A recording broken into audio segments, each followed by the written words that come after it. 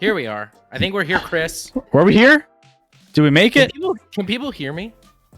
I think we're back. All right. If people can hear me, I kind of want to go back to robot voice. The robot voice was pretty legit. All right. I think we're back. You guys are with us? You guys with us? All right. Welcome back. We are dealing with some technical... Like, you know what's strange about this, Scotty, is the fact that, like, you know, sometimes my computer will shut down. It worked last time, but, like, it shuts down randomly to, like, do restart and reboot with, like, different updates. And all of a sudden, like, something just doesn't work. I'm Robot Scotty. Sorry for all those technical difficulties, everybody. We are back with you live here in the lab again. Off to a solid Wednesday start here. Welcome in, Klept, Football Wife, Pierre, Cuban, Benny, all of you guys. Welcome. I'd like to add that so many people seemed disappointed when I was muted, which means a lot to me because I thought a lot of people would have been excited. That was the same voice as Monte Teo's girlfriend. Manti Teo. Manti. First name pronounced wrong tonight, Chris. Ding, chalk it up. Ding. I had under 2 minutes, so what do I get paid out on that? You were getting even odds. You weren't getting great odds at all. Yeah. But hey, we are here live with you guys. Thank you guys for being with us. And going into this real quick, there were some comments that came through. I wanted to talk a little bit. We have a massive show tonight, guys. We have a huge show. If you guys are here, thank you for being here. It's going to get even better as things roll on. We are talking some NFL win totals. We are, I put it in the title. We're almost to 500 followers. Scotty, we're almost there, man. We are almost to 500. I think, are we like what, 40 away? I think we're 40 away. If we're at 460, then we're 40 away. All right. So I don't know where we're at. Yeah. Where we're at, exactly. So we're almost there. So, guys, if you guys are here, thank you so much. Hit that follow button if you have not already. And then also, we are live. I found out a way that we could stream live to podcasting platforms as well. I'm playing around with that idea, so that could be a lot of fun. But there's a lot of cool things happening. But we are talking NFL win totals. We're talking about Drew Brees coming back. We're talking about some NBA, NHL playoffs. We got some Patbev. We got some PGA golf. We have a little bit of everything going on tonight. So, man, I don't know how we could fit it all into one show, but we're going to do our damnedest to do it. We're going to try to figure out. The people are here for the golf. Let's be honest. They're all here for the golf. They're here. PGA Championship. It's on the way. I mean, they're ready for me to talk about it. Yeah. You know? Really dive into the details. I want to get into the nitty gritty of that. Yep. There we go. But Chris, did you see Klep's question? Robot voices. Oh, here for the robot voices. There we go, Cuban. All I gotta do is be a robot for a little bit, and we get biddies. Thank you for the bits. Thank you for those, Cuban. Appreciate that. By the way, that's a great way to support the channel. Throw some bits and a message, and we can hear it live on the channel. Number 2, hit that follow button. And the biggest way you can support us is just being in the chat and hanging out with us and just participating. Finally, Twitch Prime. Football Wife always likes to throw it in, but ! Prime in the chat helps you guys to subscribe to any channel you want on Twitch for free. It doesn't cost you a single thing. All you got to do is link your Twitch and your Amazon Prime. Scotty, how many people in the world do not have Amazon Prime? 0, I believe. 0. Everyone in the world has Amazon Prime at this point. Right? It's pretty. I would question your choices in life if you didn't have Amazon Prime already. So sounds like maybe Pierre doesn't. You know, I'm starting to think about it. If one person doesn't. Pierre, I just like giving you a hard time. I want to get back real quick, Chris. Now, neither of us have necessarily seen each other play basketball before, if I'm not mistaken. But Klep wants to know who would win in 1v1 in basketball between us two. Oh, man. I mean, I'm pretty sure I would destroy you. That depends. So you definitely got the size advantage on me, right? I feel like my range is unlimited too. Okay, you got some range. I got the shifty. I got the shiftiness. I got the handles. I feel like I just force you left and you're done. Oh, man. And I've never even seen you dribble with your left hand. So I hope you force me left. Just you could force me left all day long. Just know that I'm gonna be getting buckets. I'm gonna be getting all the buckets. That might be like if we're going by 1s to 11, maybe 11 to 2. Maybe 11 to 2. I'll give Chris 2 because I'll be up like 10-0 and I'll feel bad. I mean, I don't know about all that, but I'm just I'm skeptical that you would be able to, I wouldn't. Cuban's asking on NBA 2K. You'd probably beat me at that. I don't. This is gonna sound bad. I'm not even sure I've ever played NBA 2K. And if I have, it was like over a decade ago, when like you couldn't even tell what player was what in the graphics. So, I mean, the last time, man, when's the last time NBA Jam? Clep. I played some solid NBA Jam back in the day. I got into some NBA Jam, and yeah, I felt like I could hang in that. I was a fighter game kind of guy. I was a Street Fighter. Street Fighter was my jam. That was my one thing. Now I did get into a lot of like some of the like the Madden when it that was still going on early on, when like the early days of Madden. I got into that.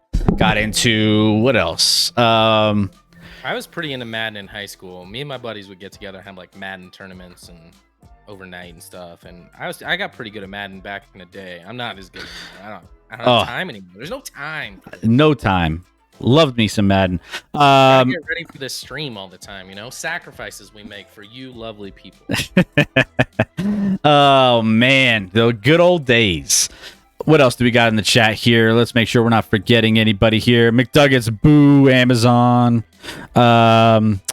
Let's see, what else do we have here? Used to ball with Van Exel and McDice on NBA Jam. Remember McDice and Van Exel? They weren't the best duo in the game. Spelling on McDice there, Cuban. But Van Exel McDice was nice. I was a huge McDice fan. That was my dude as a kid on the Nuggets. He was one of my favorite players. You love Van Exel. I love Nick the Quick. I do. I love Nick. I'm trying to think who my team was. I want to say I always played with shooters in NBA Jam. I feel like at times I'd play with like Golden State with like Tim Hardaway and Chris Mullin almost, or something like that. Yeah, no, they were fine. I missed the graphics of that game, and then like, oh man, it was so good. Prime Me Daddy, welcome. Ooh. First time. Hello, Action Labbers. How are we doing? Welcome in. Where are you from and who's your team, by the way? Speaking of Amazon Prime. Speaking of Prime, there we go. Do you work for Amazon Prime? I mean, it just made perfect sense. It kind of went with what we were talking about there for a second. Every time someone says that on a stream. Yes. He or she, I guess. But yeah, let us know, Prime, where are you from and who's your team, so we can chat about them a little bit. We always like to see where everyone. We got little like groups. We have some Bengals fans, we got some Buffalo fans, we got some Houston folks and Texas folks down south. We got, Philadelphia folks. We'll talk a lot. I have some thoughts on Philadelphia. We're talking about win totals. I got some thoughts on Philadelphia. We'll see what I think about that. I don't even know your thoughts, but I think we might disagree. Ooh, on Philly? Yeah. Okay. Yeah. Okay. Well, maybe not. Maybe you're in line with me, but I'm guessing we don't agree. I can't wait to dive into all the over-under totals because there's some interesting ones. Those Kings with Peja, Weber, and the gang are fun. Florida, Raiders fan. All right, Prime. So we are both living in Colorado. And so I was born and raised here, so I obviously love, I'm repping the Avs. The Avalanche got a big win last night, down to in game 1, going down to overtime. So big Avalanche fan, big Broncos fan, and then Scotty is in the division. He loves all of the Colorado teams, Rockies, Nuggets, Avalanche as well. But his affiliation is with the Kansas City Chiefs. So to have we're all in the same division here, and we're all rocking and rolling together. University of Cincinnati, Nick Van Exel says football wife. Yeah. There you go. But are you talking about the University of Florida there, Primey Daddy? That was my actual, like, as a kid, the Steve Spurrier days in Florida, that was like my favorite college team outside of like local teams, just because I thought they were a ton of fun to watch. That offense with like back in like the Danny Warfel days was legit. Yeah. I mean, I feel like, yeah, you know, you're not wrong there. That's what he does, is reckoning. A lot of beef in the chat. Well, I mean, hey, we know a lot of these folks. They're all part of our Action Lab Rat family, and they're all fantastic. You're gonna come to love them. You're gonna get to know them really well, Prime. Over time, you'll get to know them. They're fantastic, though. Fantastic. Everybody in our community is fantastic. All right, so again, I want to break down. By the way, my sound effects, they're down too. They're broken down too. I was gonna say I didn't hear the biddy sound, but I just thought that was me, because normally I don't hear stuff. No, just things are just breaking down on us tonight. Just when you think everything is going well, everything just pops out, and just, you know, it is what it is. But all right, so let's recap what we got here. So we're going to dive into some top stories here right off the bat, dive into some NHL, NBA playoffs to see what's happening around the leagues. We're in the Western Conference, Eastern Conference Finals for the NBA. We're in, you know, some second round matchups all across the NHL. So those will be fun. Again, Drew Brees, Pat Bev. You're coming in hot. If you haven't been around, most of you guys have. But for anyone that's new here, coming in hot, you don't want to miss it. You do not want to miss it tonight. It's going to be good. And Scotty's got some thoughts on a particular topic. It's 2 weeks since I've had one, so it's built up. It's built up. I might explode tonight. I don't know. It's in the realm of possibility. So I might be like Wreck-It Ralph and break the internet. You could. So let's go ahead. Should we just dive right in? Let's start talking about some sports, Chris. Yeah, why not? Goalie change in Edmonton, says Pierre. All right, so it doesn't sound like is there an injury, but it doesn't sound like it's an injury related goalie change. If it's, I mean, they're down 3-0 in the first. It's been about 6 minutes of play, so we're gonna get into the hockey playoffs, I think, here soon. But we just had one finish up. For those that don't know, the Carolina New York Rangers game did just go to overtime, but Carolina actually was down 1-0, tied it up very, very late in the game with about 2 minutes to go, and then won in overtime to hold home ice in that first matchup against New York. Yep. Great matchups. Reggie Miller was goated in NBA Jam. Yeah, I feel like I play with Pacers just to play with Reggie at times. Speaking of basketball, we had a nice little thing called the NBA Draft Lottery last night. So we're going to touch on that first, right out of the gates here. And or is it unretirement, Chris? What's that? Or is it unretirement? Oh, why is everything is just jacked tonight? What? Like, literally, I ran through this show before every single show. Unreal. Give me 1 second here. There we go. Mackie D coming in hype with the Rockets getting the number 3 pick. There we go. As a Rockets fan these days, you live and die with the lottery. You know, the NBA draft, the most exciting moment of the year. Yes, sir. You know, number 2 pick last year, number 3 pick this year. First time chatter Sabini. If Americans could only acknowledge the number 1 world sport, football, Frankfurt made it. What an event. Hey, there we go. I talk some soccer at times. Oh yeah, Sabini, welcome in. Are you international game? Mostly on the international level. Like we'll cover the World Cup a lot. Oh, World Cup is gonna go crazy. Welcome in, Mackie. B-Rock, what's up? B-Rock, what up, ladies? Are you talking? You mean us? Us?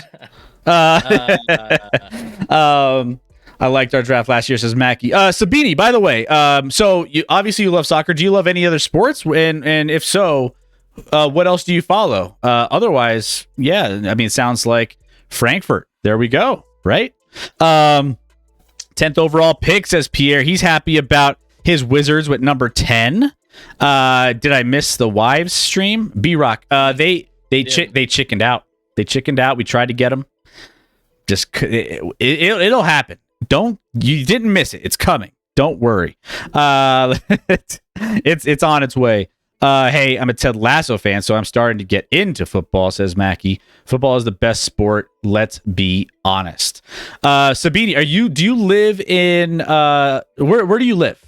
I'm curious because if you're overseas, obviously, it lives that's where soccer is like king, right? Not over, or also below us, Chris. Anywhere, everywhere else. Everywhere else. Ted Lasso is the best show, period, hands down. If you don't like Ted Lasso, you might be a bad person. You can't see if you. All right, guys, go. Yeah. I watched the first season of Ted Lasso in like a day, and it didn't. It took like a few hours, I feel like, and I was like, I'm hooked. Love me some Ted Lasso, and I do think it's helping in America, like the notoriety a little bit of soccer. Like people are like, oh, I know it's not like legit and this and that, but I think it helps a little bit. It gets you. I don't know. It's not like. It's not the same as watching like English Premier or like some of these other major leagues, right? But I mean, it's a fun show. It's a feel good show. You can never watch that show and feel bad at the end. You're always are like uplifted about life. What Mackie just said, it helps me stay positive. It's impossible to not watch that show and just be happy. But try and start my day with that show. That's not a bad thought, actually. There were a couple like weird episodes in season 2, but overall, I love the show. I'm looking forward to season 3 and seeing where they go with some of this heel turn with oh my gosh, what's his name? The assistant coach that. Oh yeah. Rival. I don't know why I'm drawing a blank on his name right now. You've watched them all, right, Chris? Yeah. I'm all caught up. Yep. Okay. Connor McDavid going off. We'll talk about that. Love the jersey, Chris, says Mackie. Berliner. There we go. Welcome in. Welcome. It's great to have you here. Glad you've joined the Action Lab here tonight. Mackie, just crushing the chat. Thank you so much for popping in, Mackie. We've missed you. But let's dive in here because I want to talk a little bit about, the NBA draft lottery took place last night. We'll touch on this real quick. And now we can start getting into mock drafts and everything else and realistically see where teams are going. But Houston, look at Houston, number 3. We're going to get a solid player. But Orlando comes away with the number 1 overall pick. Let me just throw this at you, Scotty. Yeah. The best young team in the NBA, the best young talented team. Can you go anywhere else but Orlando Magic? Think about this. Cole Anthony, Jalen Suggs, Franz Wagner, Wendell Carter Jr., and now you'll probably most likely have my boy Chet Holmgren, who I think is going to be taken potentially. A lot of people have him at the top of the draft. Or regardless, even if they don't take Chet and they take one of the anybody else, that's still an insane soup. Oh, man. What are we doing, Mackie? Unbelievable. Thank you so much for the 5 gifted. Oh, my goodness. Hey, Mackie, I was actually going to ask this before Chris was diving into the lottery. You used to be on Tuesday nights. I think you streamed on Monday night this past week, and then you had some weeks off. So Mackie also does a Twitch stream. Yes. Check it out if you can, and just literally look up his username here, and you'll find his Twitter channel. But did you change nights, Mackie? Did you change nights on us? Is it Monday night now? Because I feel like this week you went on Monday night. I could be wrong. I got a note. We have so much going on in there. So nothing's working tonight. I don't know what's happening. The alerts aren't working. We didn't get any sort of, gifted sub thing going on here. What a disaster. This is our first stream, guys. This must be our first stream. I don't know what's going. Going back to the Magic. Are they going to become your second favorite team if they draft Chet, Chris? Jalen Suggs last year from Gonzaga, Chet Holmgren this year. Listen, I like all those guys are young, and all those guys are good. My worry is, and maybe Chet or whoever they draft number one might be. I would think it comes down to probably Chet or Jabari Smith. Maybe that's their great player, but right now I don't see a superstar, and you don't win without a superstar. They don't have a superstar right now. No, that's why they have the one pick, Chris. Well, this reminds me of back in the day when like you had the baby bulls, right? The you had so many young guys. They were always drafting at the top of the NBA draft, and they always had like 5 or 6 guys in their starting like in like their top 7 rotation that were all young kids. Kirk Heinrich was in there.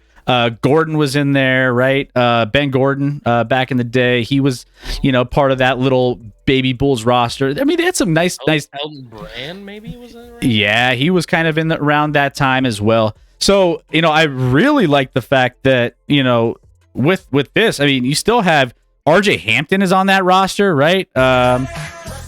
Hey, Chairman, thank you so much for all the subs. I got to update the sub counter by. Chairman. You guys are killing it tonight. We love you, love you, love you. Clap. Kirk was filthy, no doubt. I love my Jayhawks. So Kirk Heinrich was like actually super underrated in the league.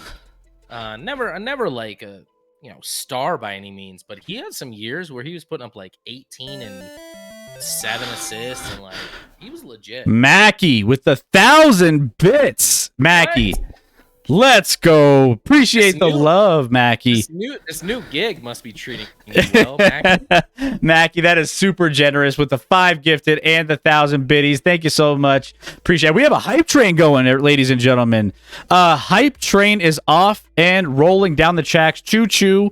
We are rolling. Guys, if you want to keep the hype train rolling, throw some bits, throw a sub, gifted sub, or a Twitch Prime sub, whatever you want.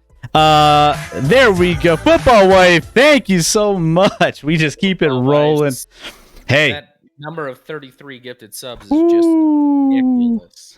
There we go. Thank you so much for all the generosity, guys. You guys are just we're level 3 hype train. Is this the highest hype train we've ever had? We don't even know we're on it because there's nothing going on, Chris. This is the worst night to not have alerts going and everything going. Oh my goodness. You guys are incredible. Thank you guys all so much for all the generosity. We are on a level 3 hype train. I don't think we've ever made it to level 4 ever. Mackie, stop it. Stop it, Mackie. I don't want to get to level 5 because that's like a stage 5 clinger, and that would be ridiculous. Another 1,000 biddies. Appreciate that so much. Oh my goodness. Oh, and it just keeps rolling. We are at 40. Had to go to level 4. Oh my. Cuban Benny's like, Gary Harris isn't a superstar. Is Gary Harris still on? The Magic? Because I heard that he might get released. But I don't think he did, so I guess he is still.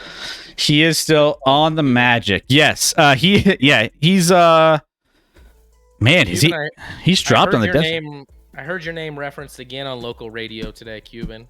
They were dropping you in the chat as one of their favorite people on man, I don't even remember which show it was today. Actually. It was probably one of the early shows. Cuban gets in on those early local Colorado shows. I think it was afternoon. I think it was on my. Was it on my drive home? I don't know. Can I just? I mean, you were probably. I'll drink to that. Can I drink to all the amazing people we have in our chat right now? We're a level 4 hype train. Thank you so much, guys. We don't deserve that, but thank you. I'm glad you guys are enjoying the stream, and we're just getting started. Hardly covered anything. We've hardly covered anything, and that's just like that's just. Real quick, this NBA lottery, there's not a surefire. I know Chet. A lot of people think Chet, but there's some people who think Jabari Smith out there could go 1. So getting the number 1 pick is certainly nice. My favorite part of it was Dame Lillard was the rep for Portland, and when they got the number 7 pick, he was just like. But then when Sabonis got the 4, when he was smiling till the end of the night. There was all the memes about Sabonis getting number 4. But Sacramento's going to blow that pick. We know that. We know that. I don't know if they've ever had a successful draft pick. And if they do, a.k.a. who Sabonis was traded for, they trade him away pretty quickly. So I think the consensus top three guys in this draft will be Chet, Jabari, and Banchero from Duke. Who's your favorite of those three? Like, if you were to just say, if you were number one pick, or I'm going to be honest, I'm going to have to watch a little bit more of Jabari Smith. I didn't see a ton of offense game. That's fair. That's fair. I think he has like a nice athletic profile and apparently really good from distance as a big. I think, man, Chet's just weird because I think Chet should be the number one pick, but I think some teams might be scared off of his, stature and like where does he play? Because he can't really guard fives right now. But can he? No. Like I don't know. It's just a weird position. He's got to put on some weight. I would if he went up against Jokic or any other like Embiid or any other big time center in the league, he wouldn't do very well right off the bat. However, I do think, in my opinion, if we're talking about those top three, it's hard for me to say that Chet doesn't have the highest ceiling, the highest risk reward, because of what he can do. He can pass the ball from the post. He can shoot the three. He can, he can do a lot of things that the other two can't. I think if you're looking for a safe pick that's going to translate to like a solid talent, Banchero's your guy because I think he can contribute right away. There's not a lot of questions as much as, Chet, but I don't think he has as high of a ceiling as Chet does. Like when it comes to them, if they both excel at the elitist level for their skill sets, I think still Chet is higher, but there's a lot more questions with Chet than there is with Banchero. And then I'm with you. I got to watch some more Jabari. But I think, either way, I think there's some interesting picks here. You also notice that Oklahoma City has 2 in the top 12, so they're going to be stacking up more young talent. They have 100 picks in the next 5 drafts. So. Oh, yeah. Then you got Pierre's Washington Wizards coming in at 10. Pelicans. I mean, the Pelicans having a team as like they had this year, being able, to have a number 8 pick in this draft to add to what they got building. For sure. That's obviously not their pick, so I don't know is that LA? Oh, that must be the Lakers. Yeah. No, probably. Who's your favorite player in the draft? Mackie says. I'm kind of biased. By the way, thank you so much. The hype train has completed. You guys are absolutely... We stopped at level 4. Unbelievable. Thank you so much for all your generosity. Thanks for all of the bits and the subs that you guys were gifting. 8 subs and 2,000 bits across that level 4 hype train. So appreciate all of that love. You guys are incredible. I'm biased, so I got to go Chet because I just have to go with my Gonzaga guy. I've watched him a lot this year, and I was really hyped that he came to Gonzaga in the first place. So I'm excited to see where he goes. But to reunite with Jalen Suggs, Suggs is going to be in the ear of all of those folks in Orlando saying, "Hey, he's legit. That's going to be a big influence in my opinion." I'm not super high on this draft. To be honest, like picking a favorite guy is kind of hard because I'm not that high. I don't think it's a great draft class. It's fine, but there's you get into some of these guys that are gonna go like top 10, and I think they were really good college players, but their athletic profile concerns me quite a bit for the NBA. When you're talking about like a AJ Griffin, or even a Jaden Ivey, who I've seen at like number 4 overall. He's athletic, but he's the most athletic, I should say. He's the one that I like the most as far as an athletic profile that could step up if he can like improve his skill level. I like Jaden Ivey quite a bit. Moab coming in. So much love for a couple rookie streamers. LOL. I mean, this is our first training. And it's on a stream that nothing is working tonight. So Well, I think that was his point. yeah, exactly. Do you think OKC will trade the pick? Welcome in, Jake. How we doing tonight on a Wednesday night? Jake, I do think that there's some possibilities that they have the most flexibility of any team. So if if teams want to move up in certain spots, 12 is an interesting one because they can. I think they keep their number 2. It would take a big package to get out of that number 2, and I think it would be open to offers. I think they're the most flexible team. They could do literally anything here because they have so many picks, and they can.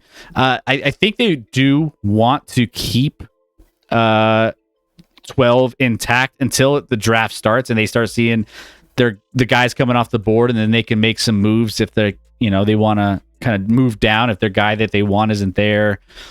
They could have some flexibility. Yeah, I mean, obviously, they're going to stay at 2. I mean, when you have as many draft picks as they have, you're trying to move up. You're never moving down to get. There's only so many guys you can play, so it doesn't really help to add to the draft picks you already have. But with the 2 lottery picks that they have, we'll see if they try and move up from 12 a little higher. But I don't know if there's necessarily like one single. It all depends on how they view the board and where the board starts to fall. If all of a sudden you get to like 6 or 7 and they like a guy, I could see him moving up. Cavs are 14. Wow, says Indians fan. Welcome in, Indians fan. How are we doing out there?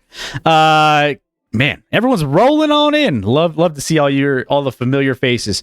Yeah, Cleveland coming in at number 14. Again, another solid team that's going to have a top 14 pick, which is that's the best you can ask for. No, that's actually the worst you can ask for a team that didn't make the playoffs.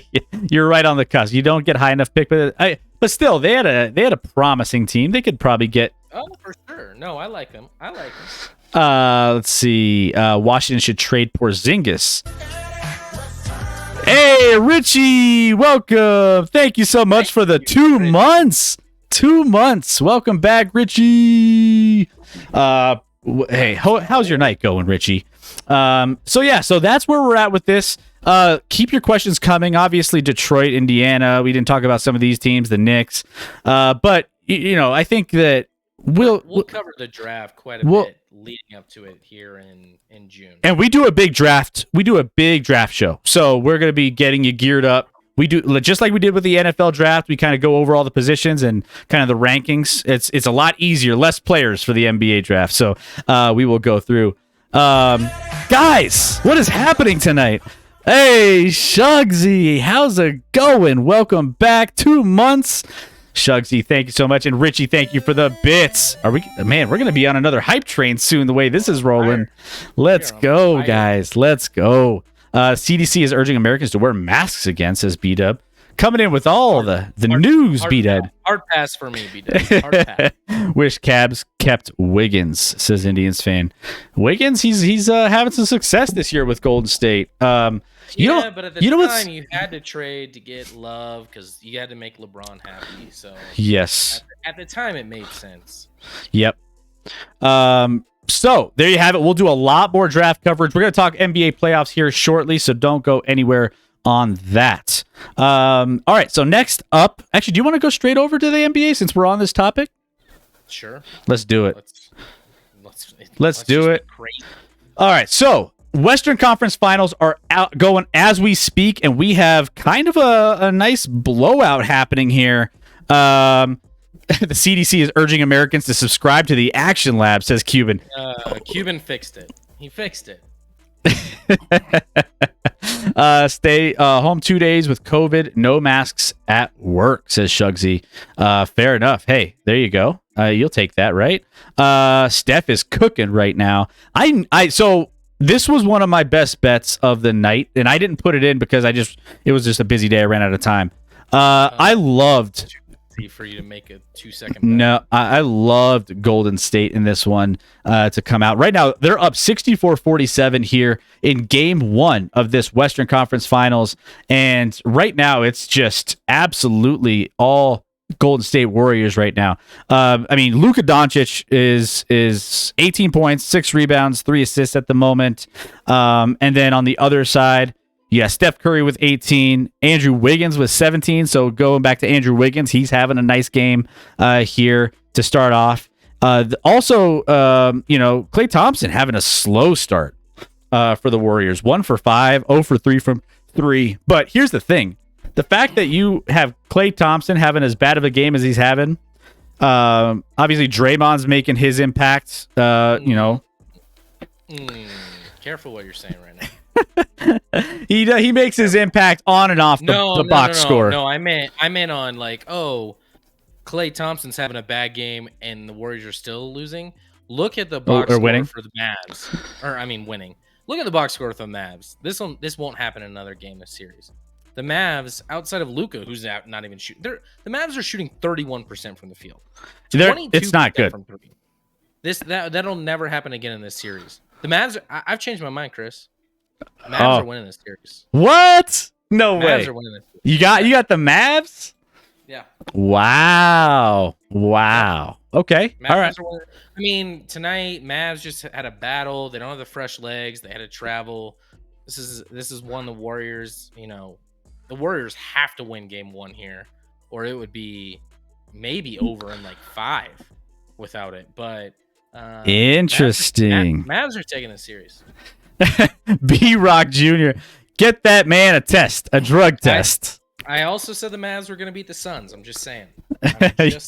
You did call that. You did call it. Before that series started, and then the Mavs were all of a sudden down 0-2, and everyone was like, oh. And what happened after that? I feel like you've had a pretty good pulse on the Western Conference. I've had a decent pulse on the Eastern Conference. I had the Boston Celtics. Now, I also had the Boston. We didn't have a great pulse on game 1. We didn't know. We both have the Celtics there. Yeah. It wasn't a great start for Boston. I will touch on that here in a minute. But just looking at this game so far, I think Golden State, they were 5-point favorites coming into this game. They're at home. That crowd is crazy, too. They're so good. Jake in the chat, let's go Warriors, that death lineup. Well, they don't have one of those members of that death lineup in at the moment. He's kind of banged up. So, all they have right now is Klay Thompson and Steph Curry running the show. Jordan Poole, he's playing a little bit. He got 60 minutes. He's not starting because he's still kind of banged up. But they're giving him less minutes than they would normally do just because of... they're still fitting him into that death lineup, though. This game is not over, by the way. Yeah, so... This game will be within 6 points at some point. Okay. Minimum. Keep an eye on this game, everybody. I want you to keep an eye on this game. Keep us posted on what's happening here, and we'll keep things... I'm watching it. Okay, so fair enough. Keep us posted as well, Chris. I called Golden State early this year, says Mackie. Pretty sure that in this chat, check the tape when Scotty was talking about wanting the Nuggets to play Golden State first round. I don't think as a Nuggets fan I wanted to play anybody in the first round because we're without 8 guys. But maybe I said that. Yeah. Versus who was the alternative? I guess I don't even remember anymore. Who's better chewer? Pete Carroll, Clint Hurdle, or Steph with his damn mouth guard? You've been always coming in with the good questions. It's definitely Steph is define better chewer. If we're talking about if the better chewer is the more aggressive chewer, then Pete Carroll really rips into that gum. I'm not going to lie. He really chews that gum. But Steph Curry, his is more like a visual thing. If it's more of the visual aspect of the better chewer, then it's got to be Steph because it's always like a fish hook. It's hooking his mouth back like that. And, it's like someone's, got him with a fish hook. Here's the thing. As far as how hard you're chewing, Steph can't possibly chew as hard as Hurdle or Carroll because he would ruin the mouth guard without a doubt. So I would go Carroll. I'm going to go Carroll on this one. Pete Carroll and his aggressive. He's how often do people have to open your mouth when you're chewing gum? But he's just like, ow, ow, I mean, ow. Like, I don't even know what's happening there and how he doesn't have like a sore jaw every single day. I mean, Pete Carroll's the dark horse, I think, right? Pete Carroll's the dark. Well, speaking of dark horse, or Rich Strike eating the other horses. That's also, in the realm of possibility as well, right? Yeah. Which, by the way, real quick thing on that. The fact that Rich Strike is not racing sucks. It sucks for the sport. It's awful. Figure it out. Get him in the race. Come on, man. Anyways, that was my great. That sport needs sport is dying a little. It needs triple crowns. The younger generation don't give a damn about the race. They only care about the party. Actually, I'm included with that. I don't actually care that much about the race. I mean, I care about the race because I bet the race. I'm going with Steph as far as figure. Pete Carroll be going ham with it. No, for sure. That gum. I feel like I've said this before. I feel bad for the gum. It's bad. What happened to the Suns? I really thought they would have gotten farther. Suns choked.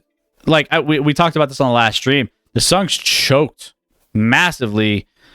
Just I've never seen a team meltdown like that in a game 7. As with in a game 7, yeah. In a game 7 with all of it on the line. Belly for Prez, what's up?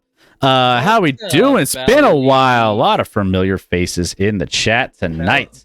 Belly and I are getting out and golfing tomorrow, so I'm looking forward to that. There we go.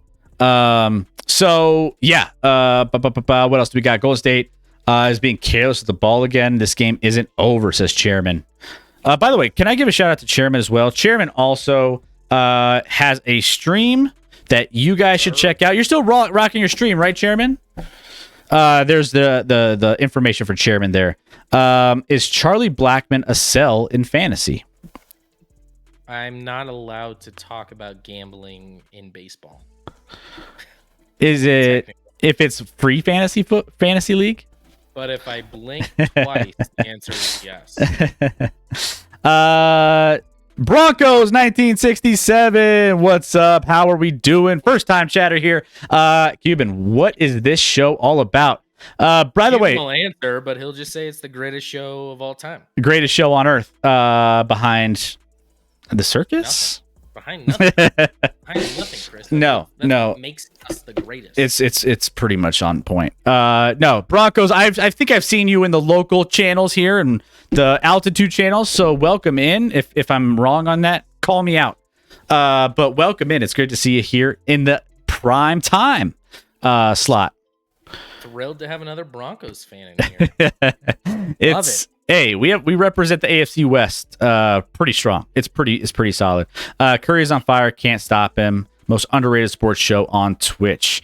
I mean, Mackie, thank you so much, man. We're trying to pick up our game each and every time. When it's in all caps, it hits even harder. I love it. All right, let's go to the Eastern Conference here, which we already saw Game 1 unfold yesterday. We had Jimmy Butler and the Heat taking down the Boston Celtics, and it was an interesting game because Boston came out pretty fast right out of the gates, got a nice little lead. You think Boston is just taken over just where they left off in the previous series of just that kind of role that they were getting on, against Milwaukee, and then all of a sudden Miami just kind of pulls the rug out from under them and ends up taking Game 1 of that series.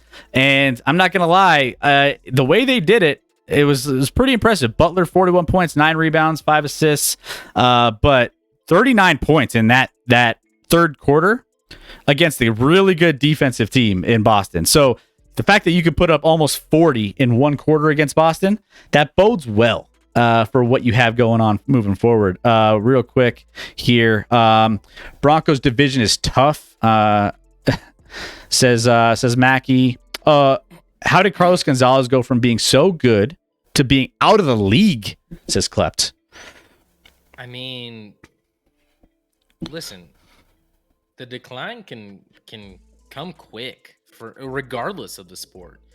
One year you can be great, and all of a sudden the next year you're just you're just kind of trash. And it happened with Cargo a little bit, but it's happened with a ton of dudes. And some guys don't even make it as long as Cargo did. Like, I don't know. I'm looking at you, Trevor Story in Boston. Like, are you collapsing? I don't know. Just saying. Let's see. Action Lab, you're starting your franchise. Who are you taking, Jason Tatum or Luka? I'll probably take Luka. I'm taking Luca. Luka's kind of hard to go against. I mean, what? Luka does a little. I mean, he does more. Certainly on the offensive end. Um, he's just more capable of creating as well as scoring on his own. Like, I know it's not pretty. Like Luca to me is like the guard version of Jokic. Yeah, no, I was just about to say that before you said it. I mean, he kind of takes over games on his own, and he kind of represents a big chunk of what a single team leans on for like an entire game or an entire series, like you're seeing in the playoffs here. Like, he just pretty much, without him, they're nothing. With him, they're everything, and they're really, really good with him in that lineup. And I think Boston, I think they're great. I think Tatum is great. Tatum is emerging, though. I will say he's definitely playing basketball better than he has in his entire career, and he's getting better, which is scary. He's a top, I'll say for sure, top 12, probably top 10 guy for me right now in the league. So no disrespect from Tatum.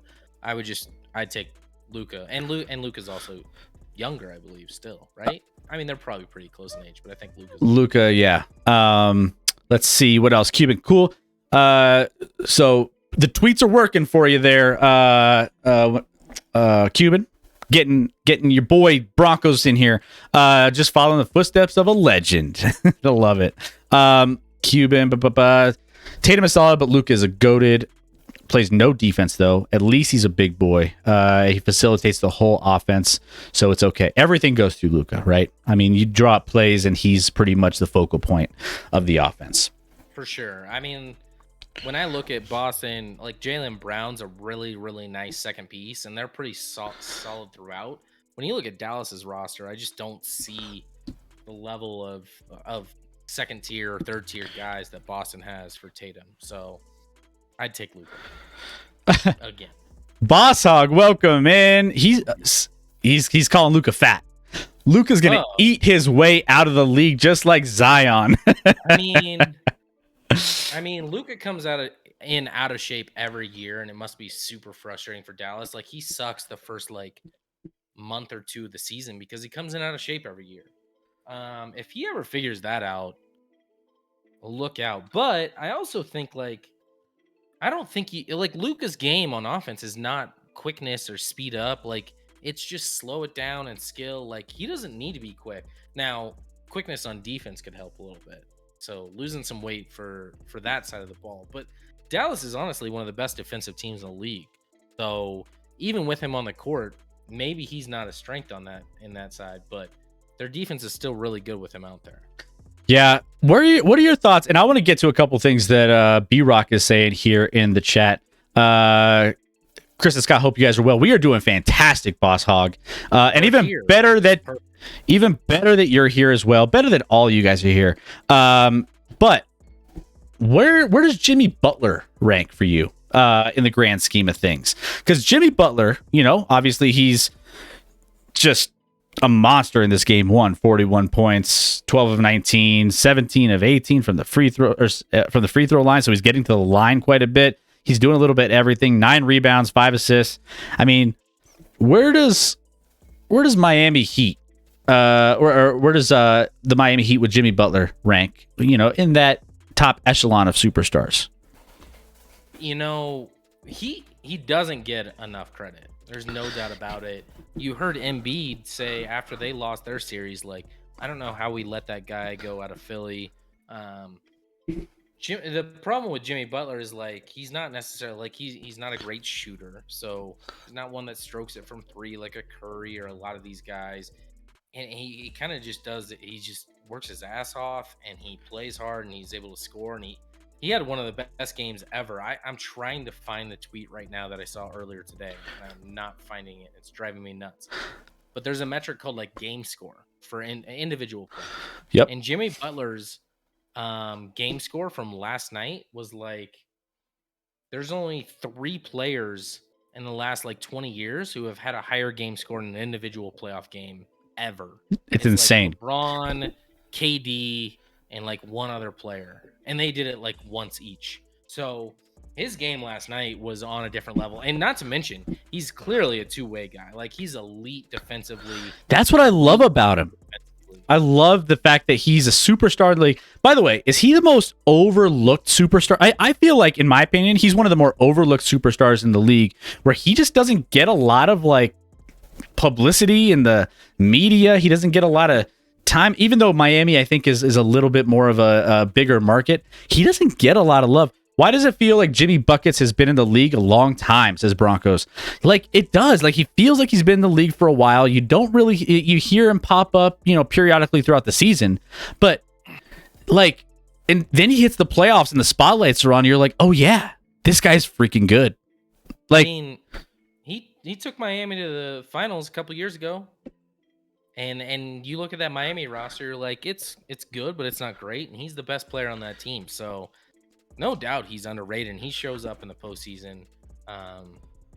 And can you imagine if he was on Philly instead of like Harden right now? Oh, Like, that team would be oh, ridiculous. I mean, Harden just melted like freaking snowman in the summertime when the playoffs rolled around. Being down, Smart and Horford hurt the Celtics a lot. You could tell they had no legs in the second half. The Heat took advantage of the mismatch with Peyton Pritchard all night. It won't happen with Smart. Still not over concerned. Yeah, and I think this series will go a long way. I don't think this is going to be a quick series by any means. Boston is too good offensively and defensively to have another game like they had here in Game 1. So I'm specifically. Yeah, 100%. I'm going to be wrong on this Dallas game, Chris. Dallas is now playing like trash. Now, yeah, Golden They State played a lick of defense in this third quarter. Golden State's pulling away. Well, and you look at who's out there for Dallas right now, and it's not a lot of great players out there. But all right, going back to this Heat Celtics real quick. Boss Hog, you're right. Like, we both picked Boston. Although I think these are very similar teams, and I was a little bit torn, especially with home court being with Miami. But you're right. I mean, you have tired legs in Boston after that battle against Milwaukee. You have without Smart and Horford. Normally, I'd say, why does Horford matter? But Horford showed up huge in that Milwaukee series. So, yeah, once they get these guys back, which it sounds like maybe Smart will be back for Game 2. Horford is on the whatever health and safety protocol list, so we'll see when he comes back. But it'll be interesting. So balloons out to a 21-point lead for Golden State at this point. 2 minutes left in the third quarter right now. Chairman, okay, now it's over. It's over. Jimmy B, the most underappreciated player in the league. Yeah, I think he could be in that conversation. Underappreciated, underrated from star standpoint. I mean, he's just so good. Another thing, Jimmy gets hurt a little bit. His durability throughout the regular season, he's kind of like he has some issues with injuries here and there, which I think is another reason why he misses some games. But I mean, he shows up when it matters in the playoffs, so you'll take that each and every single time. So so there we have it. Boston and Miami will be kicking off tomorrow again, so we will check in on that series, and then we will keep tabs on this one. Again, 22-point lead for the Golden State Warriors over Luka and Dallas. Do you think Dallas relies too much on one player? I mean, I can say the same thing for the Nuggets, and the answer is yes for the Nuggets. But, I mean, the Dallas Mavericks have had success. I don't even think it's yes for the Nuggets. It was yes for the Nuggets this season because they were without their number 2 and 3 players. But no, I'd say no. No. Dallas is in the Western Conference Finals. They're doing a lot of things right. Yep. Even if they get swept here, they're doing a lot of things right with a roster that's not not like super elite. Like Dinwiddie, who just hit a 3, is a nice piece at times, but he's inconsistent. Like who's like Jalen Brunson's their second best player. Okay, I think Brunson. Jalen Brunson on the Warriors would be behind Steph, Clay, probably Draymond, and maybe Jordan Poole. Right? Like he might be the 5th best player on the Warriors. You could even argue that Wiggins is in that conversation. Like I don't know. But Dallas is a better defensive team than Golden State is. For sure. They haven't played any defense in this third quarter. I think they're tired. Warriors had more rest, and Dallas just fought through a game 7. I think they're tired. And you saw that in game 1 with Boston too. So the two teams that had to go to a game 7 have, especially in the second half, not shown up because of tired legs. I don't think that's indicative of how the series is going to go in either series. I think that's just a tired team. Game 2 is going to look very, very different. I think we're going to have very, very close games in game 2. And it wouldn't surprise me if we get a 1-1 split in both series going back to game 3. I do think, and as much as I hate to say it, Draymond Green has a more of an impact just in general when it comes to just how he approaches his knowledge of the game. He has a really high IQ when it comes to what teams do, how to get in and out. Like he's not going to put up stats, but he's a smart guy. I'm going to be watching how they put together game plans for Luka and for everyone else on the Dallas Mavericks, because realistically they can frustrate players really easily. They're smart about that. They know what frustrates. I mean, they watch these games. Draymond says it on his podcast all the time. He's like, I know what frustrates Joker. I know what frustrates this guy. And guess what happened? That's what we did, and it worked. And like he's really good at that when it comes to like putting together game plans for his, and they have to execute it. Did it work against Jokic? Or did Jokic just have not enough around him? Yeah, I mean that's it too. But just likes to do this. He does a lot of that. All right. So what else do we have here? Clap. We're definitely gonna get into some Patbev talk. Oh yeah.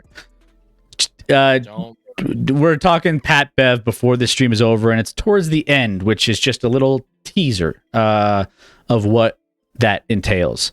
B-Rock, can we talk about the fraudulent MVP race? No. No, we've talked about that a lot. B-Rock. There's nothing fraudulent about a vote. Do you think the ballot was fixed? Do you think there were some votes changed? I mean, we have a lot of election issues in this country, but I don't know if that's one of them. Should we be rewarding the second place guy Embiid for making the second round as if that's some sort of big achievement? Which, by the way, he's never made it past that round. Jokic made it to the Western Conference Finals, right? He did. So there's that. All right. So there you have it. We will keep tabs on this blowout game here in a little bit. End of the third, 88-69. So let's go back to the water cooler and go on to some NHL playoffs real quick. We'll just recap a couple of the games that took place yesterday, as well as some of the games that are going on as we speak tonight. So we're currently tonight, we have the battle in Canada that the Calgary Flames 3-1 over the Oilers, end of the first. So a lot of action there in the first period of play there. And then Hurricanes putting away the Rangers 2-1 earlier on this evening. The Hurricanes are another team that I really think has a really good chance to make a push in this playoff. So I kind of keeping my eyes on them, but they get a 1-0 win, 1-0 series lead in that one, winning 2-1 over the Rangers. Marie, what's up? It's been a while. Hello, gents and lab rats. Also, Stacka. Right as we switch to NHL playoffs, she comes in. She's like, "Hey guys." Her ears perked up when we started switching to NHL. Stacka, no Rich Strike in the Preakness. Right now looks like a coin flip between Epicenter and Secret Oath at this point. It's kind of weird, and I talked about this. I talk about horse racing in here just like Scotty talks of golf, and everyone kind of shuts down. So I don't want to spend too much time on it, but it's just it's just they need to, if you win, it should be a requirement that if you win the Kentucky Derby, you have to race in the if you lose, it doesn't matter, but it should be a requirement. You need to race in the next one. Like, it's good for the sport. There's hype around the Preakness. No one's watching the Preakness anymore because the winner, Rich Strike, isn't racing. So anyways, we have Chris, this is how much I think horse racing is struggling. I'm pretty involved with sports, right? After the Kentucky Derby, if you ask me to pick which of the big three sport or horse races is next between the Preakness and Belmont Stakes, obviously I know it's the Preakness because you just said it, but I'd be like, I don't know. It's one of them. It's one of those two. I'll guess one of them. Like, I don't even know. I don't even know which one's next. Yeah. No, it's like, Kentucky Derby is clearly the penultimate, and I don't know how many people care after that race. One day a year, people care about horse racing in a large spectrum. After that, maybe they care to watch the second one to see if the same guy wins, same horse. But if the same horse doesn't win, they're definitely not watching the third. Yeah. No, the viewership then and the interest level of the Preakness when the other horse in the Kentucky Derby wins, it's just there's nothing there. Today's trainers and owners don't like the 3 races over a period of 5 weeks anymore, and I'll touch on that here in a second. And then Cuban, they're just not telling us Rich Strike obviously was on PEDs. So there's that. We also have a reunion going on. Marie's comes back and she's like a celebrity because she's been gone for so long. Everyone's like, hey. Welcome back, Marie. We'll be talking some Avalanche here in a second. But to your point on that, like, if you're going to increase the sport's popularity, you shouldn't enter the race. If they need to split those races up further then, or they need to say, if you commit to this Kentucky Derby, you should commit to the rest of it. And if the horse's health is in predicament there, move the dates a little bit. You can move the dates. It's fine. Just make it happen. Or yeah, one, why is it over 5 weeks? That doesn't make sense. Like, why does that happen? The 3 races are over 5 weeks. 2, instead of you deciding whether the horse, shouldn't there be like independent veterinarian doctors that are able to assess that rather than, I don't know. I'm not sure that the owners, maybe the trainers do, but do the owners probably are in it for money. So they probably want the horse to race, right? Like, I'm not sure. Maybe not all owners. I don't want to speak for all of them, but there's probably a lot of horse racing owners out there that don't, it sounds bad, but don't care about the health of the horse. They bought this horse. They need this horse to pay out. If the horse just wins the Kentucky Derby, you better be damn sure they're running in the Preakness. Or Belmont Stakes. Which one is next, Chris? No, I'm just kidding.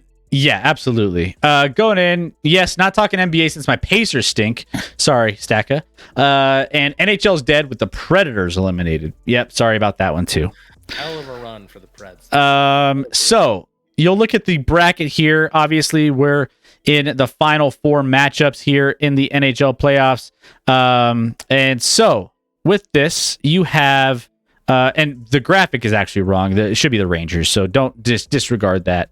On the Penguins and the being in the second round. I just noticed that literally just now. Avalanche end up getting a win against the Blues yesterday. I heard a little bit on. So I don't listen to the other radio station very much here locally in Colorado, but there was a lady that came on and was talking about it, and there was a couple of the hosts on this show during the evening drive, talking about how the Avalanche just didn't look great. And I was like, Did you watch the Last same? night? Did you watch the same game as I did? Maybe the altitude radio station here locally they keep up with it, but they were like, yeah, no, it just seemed like a weird energy, and it just seemed like they were it was just not the same kind of Avalanche right off the bat, which is kind of true. They started out a little slow, it's fine, but they still dominated this game. Given the fact if this game was not as close as the score indicated, in my opinion, this game could have easily been like a 4-1, 5-1 going into the second. Which station? Marie, which station? The wrong one. The wrong one. I didn't listen to that because why would you, Chris? But if they did say that, you said, oh, this game wasn't as close as the score indicated, in my opinion. That's not even an opinion. That's just a fact. I mean, the Avs Blues game last night, like I was annoyed when the Blues tied it up late. But yeah.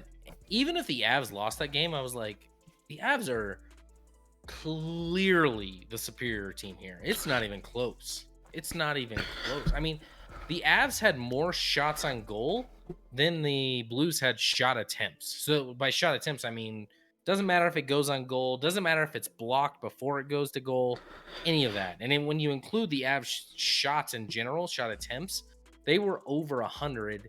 The Blues were closer to like 50. Like, it was a ridiculously dominating performance for the Avs. They hit 5 posts without those going in, and had other opportunities. Like Kadri missed a wide open goal that I'm pretty sure I would have scored on. Oh yeah, is that the one that I texted you and our brother-in-law because Kadri throughout the game, even after that, I was like, can Kadri see the goal? Can he see it? Does he know where it is? Because he keeps shooting and it's nowhere near the net. And I like Kadri. I really do. But last night I was like, what's he doing? It was the one you remember, the second period. It was the one that trickled, literally. It was the hand save. Had his glove down on the ice, but the whole net was open. He just didn't get any of it. No, the Avs might win in 4 again. Like, I'm not. They swept the Blues last year. Yeah, and this is a better Blues version than last year, but this is a better Avs version. And as the right radio station stated today, the Avs after this year may not be the same team. They got a lot of decisions to make contract-wise, a lot of guys, like a Jonathan Toews or this is a big year. Whoever. Like, this is the year. And there's a ton of pressure with that. But so far, they've won all 5 games they've played, and they've outplayed the team they've played in every single one. The Avs they're gonna get over this second round hump. I don't see this Blues team being able to compete with this Avs team at all. They're just faster, like the eyeball test. Like I saw 3 or 4 times where we just sped through one single player, sped through 2 defenders to get straight into the opposing zone, and there was like no problem. It was like Sonic the Hedgehog rolling through the ice and just like burning past their defenders. Like, that happened multiple occasions. And then we're talking about all the posts that were hit. Bronco says definitely repainted the goals after that game. They had to, because they hit the post like 5 times. And those were great shots that just happened to just be off just that much, that game could easily have been, again, like a 7-2 game, realistically, if you're 6-2. Ridiculous. So, I don't know. Everyone talks about the Avs offense, but they don't say enough about the Avs defense. Not only from a defensive perspective, but offensively jumping in the zone. Obviously, we got 2 goals from defensemen last night, not named Cale Makar. So, getting that contribution, getting one from Gerard, who kind of struggled a little bit in that first round series, but getting one from him, and then obviously the game winner. So, like, I don't know, like, there is no weakness on this Avs team. Like, the Avs are clearly, thus far, looking at the playoffs, the most impressive team in this. You talk about these other teams battling a little bit. Last night, we can dive into that Florida Tampa Bay game a little bit. Obviously, Florida's the 1 seed. Tampa's 2-time champ, so it's a really, really intriguing matchup. We talked about it. The score indicated it was a blowout for Tampa, but the on ice game was very. What happened was Tampa Bay scored 3 power play goals. 3 of their 4 goals were on the power play. They dominated when they had the advantage. Florida has to learn from that, but when there was 5-on-5, Florida was the better team. Broncos? Who's Chris and who is Scott? Chris is on top. Scotty's on the bottom. That is correct. That's true. I allow myself to root for the Avs, seeing as the first Stanley Cup I ever saw in my life was theirs at the ice at the city of Boston. Threw a freaking parade for it when Ray Bork, which that was cool, man. That was a really cool one. That was so fun to have like a whole another city on board, like cheering for us, because everyone in Boston was like, "Get Bork a cup," and sure enough, we did. And Sakic grabbed that cup and handed it off to Bork in about 22 seconds. So good. Amazing. So the Lightning, I think the Lightning are going to take this series. I didn't like the way the Panthers played in the first series against the Washington Capitals. I just felt like the Capitals were just competing with them, as in the Panthers were the best team in record wise in the entire NHL. I just didn't see the domination that I would have expected from the Panthers. And the Lightning obviously are veterans to being in deep runs, i.e. winning championships over the last couple of years. So I just think the Lightning, they only finished with 7 less wins over the course of the season. So I think the Lightning are in the driver's seat here. Kucherov and Perry both had a goal and assist in that first game each. So yeah, actually no. Kucherov had a goal, no assist. Perry had a goal and an assist. But yeah, it was kind of what I expected to see in that first game. But we'll see if the Panthers can claw back and see what they can do here. Oh, you like that, huh? I on purpose. I did it literally a second before I said it. I was like, "This is happening." Claw back. Marie's letting Broncos know that I'm a Chefs fan. I even said Chefs for her. That's true, but to be fair, I hardly ever bring up the fact that the Broncos have lost 13 games in a row to the Chiefs. Like, I almost never bring that up. It's his favorite stat ever. It's his favorite thing in the world. Never bring it up. I don't bring it up. He loves it. All right. We have a lot to get to tonight, so let's keep things rolling here. And if you want to keep throwing out your hockey questions, keep them coming in. I can't wait. Okay. So you want to know, Scotty, if I had a hot take, this would be it. Okay. Or like a coming in hot. Coming in hot. This would be it. We could give you a window to do it. Do it. Why is this a thing? Why are guys just screwing around with retirement, unretiring? It's like, Scott, we have kids. What happens when the sliding glass door that goes to the backyard, in and out, in and out, in and out? Like, pick one. Like, how frustrated do you get when your kids don't pick in or out? I feel like you're referencing Colby right now. Don't do that. Luckily, we don't have certain people watching this show. Maybe they are. It's our nephew. He's great. He just likes to go in and out of doors. I'm so sick. Like, all right, so Drew Brees couldn't throw the ball more than like 30 yards at his last season. It was bad. I mean, Ben Roethlisberger, I don't know if I heard a rumor that he was contemplating something or other. I think that was in the you had Tom Brady actually retiring, then coming back because he was manipulated. There was conspiracies with all that. But with this, I'm like, come on, man, when is enough enough? Like, why do we need to keep having these? Like, Drew Brees went to the booth. He was average at best. He's just not a likable guy. He's likable. He's likable. He's not an exciting guy to listen to. So, too dull. But he came out with a little statement this past week, and it was, I think, it was Twitter. Quote, despite speculation from media about my future this fall, I'm currently undecided. I may work for NBC. I may play football again. I may focus on business and philanthropy. I may train for the pickleball tour, senior golf tour, coach my kids, or all of the above. I'll let you know. Okay. Is this tweet the most meaningless tweet? What does this even mean? Took it as a joke. But all of a sudden it's fired up this speculation that he's potentially ready to come back. So, with that being said, is he serious about coming back? And why do athletes feel, it's an attention thing. Why do, Tom Brady likes the attention. Aaron Rodgers is all over on the attention. And guess who eats it up? We do. All of us. Scotty, what are your thoughts on this? This one I think Drew Brees was annoyed because there was some sort of announcement.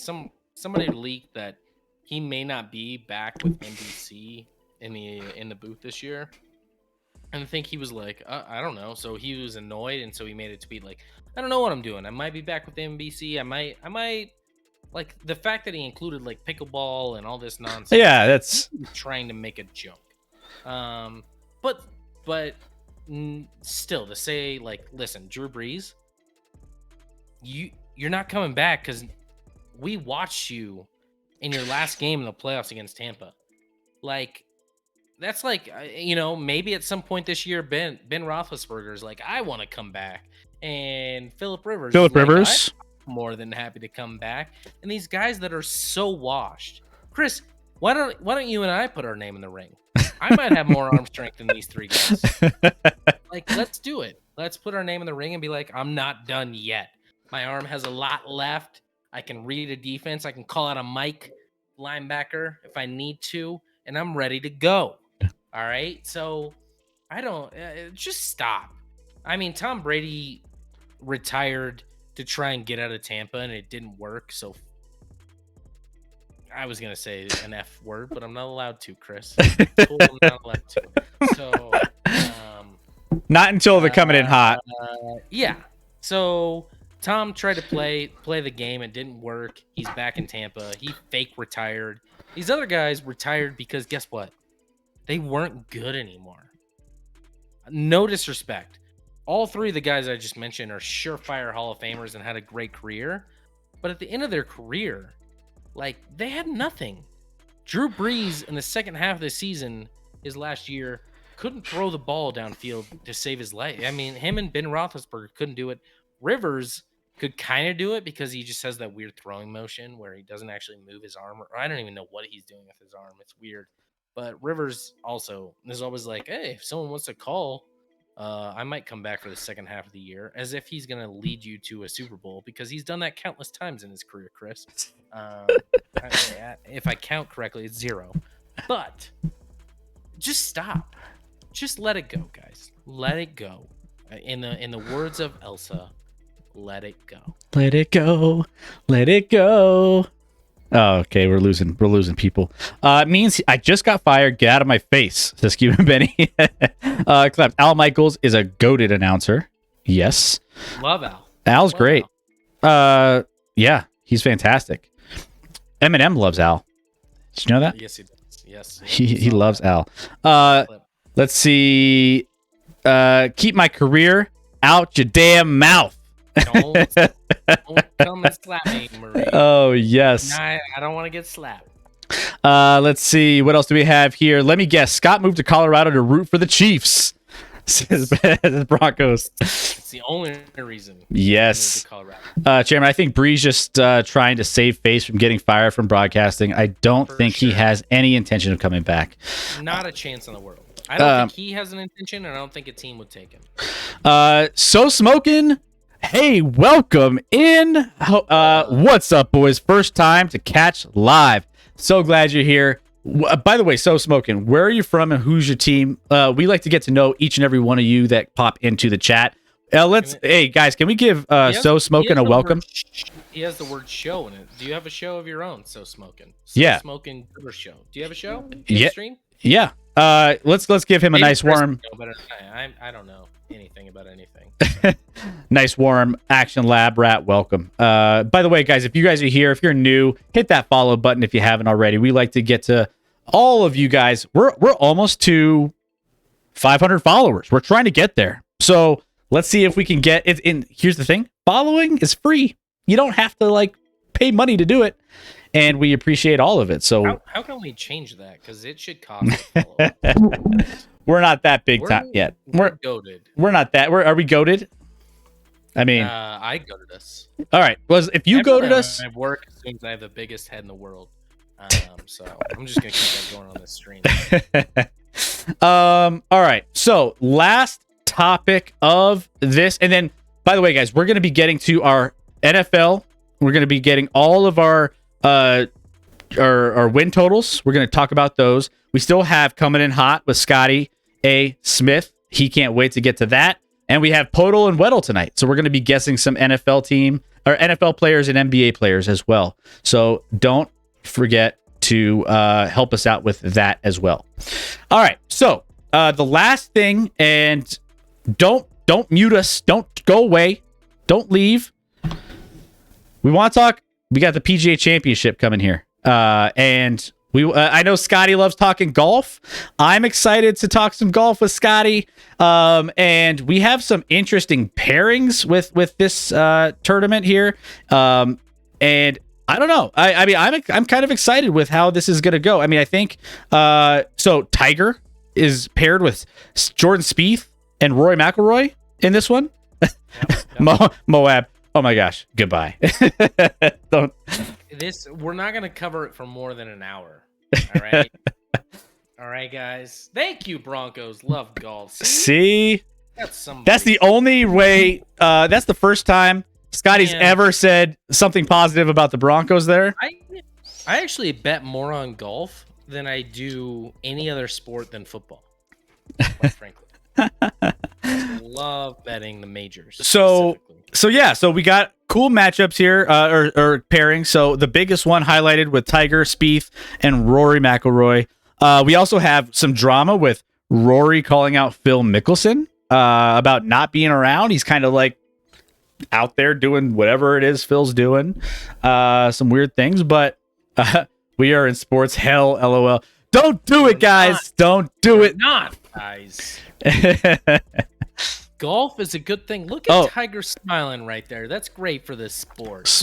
Hey, we got to get our golfing voices for talking golf. He's got about 110 yards. Looks like he's got a 60-degree here. Slight left to right wind, about 5 miles per hour. He really wants to put this beyond the pin so it could spin back a little and come back to the hole. Are you asleep yet? We'll see what he can do here. Oh my goodness. You guys are killing me right now. But Scotty, let's go ahead. Let's do a speed run on the PGA Championship. What should, like, for anyone who's not into golf, and anyone who's maybe not familiar with like the PGA Championship or just any of these players, what should we be looking out for, and what should we kind of, if we're going to tune in for the first time, what are we looking for here? Real quick, Cuban being like, "Are we on an airplane?"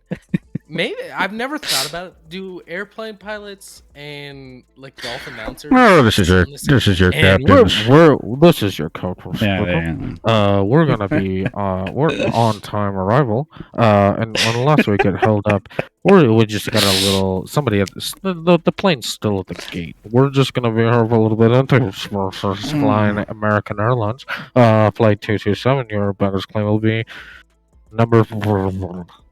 Every time they said the baggage claim number, I feel like no one ever hears no one ever hears the baggage claim number ever. No. It's always and then you get off the plane and you're just like wandering around the airport like what are we doing? Where are we lost in the world? Well, hopefully you're and if there's one thing that you panic over, it's like, where's the baggage claim? Right? Yeah, it just follows the signs mostly for that.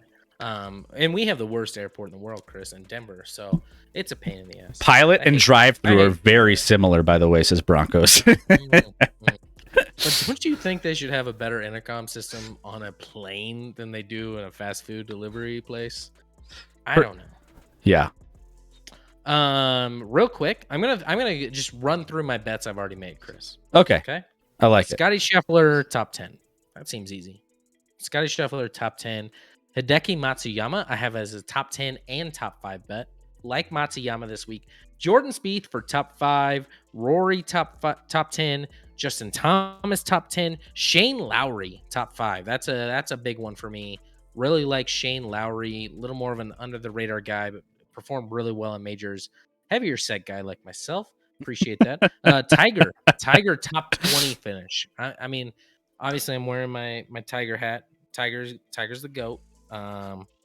So Tiger top 20. That one has more emotion than maybe reality. And that's all I have right now.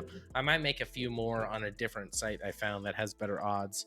But I'm like Tiger's teeing off at 7:10 in the morning our time, Chris. I'm waking up, I'm watching Tiger, and then I have a tee time at 11:30. It's gonna be a great day for me. I'm super excited for tomorrow. Super excited. Football wife loves when we talk about golf. I ran through those bets as fast as I could. However, the real thing, if you guys want to talk about controversy, they're playing this in Tulsa. Okay, well, actually, I can two topics that golf fans don't care about, but related to this tournament. One, this got moved out of New Jersey because it was at a Trump course, and they moved it because it was at a Trump course to Tulsa, Oklahoma. Two, did you see the alcohol prices for patrons within the confines of the tournament? I did not. You can get a Michelob Ultra, quite the steal, Chris, a 25-ounce Michelob Ultra. 25-ounce. Got it. For $18. Goosh. Yes. Let's go. Like, why wouldn't you do that? Why wouldn't you pay that price? Like, they have a signature cocktail that probably has like a quarter of a shot in it for 19. A couple other drinks. You can get a wine that's probably poured like 3 ounces for 13. Like, what are we doing? The Masters does it right. The Masters charges almost nothing once you're in. Like, the food and drink is so cheap. You know who else does that? Is like the Atlanta. I'll drink to that. I'll drink to that. There we go. The Atlanta Falcons do that. And I'm just like, It's family friendly.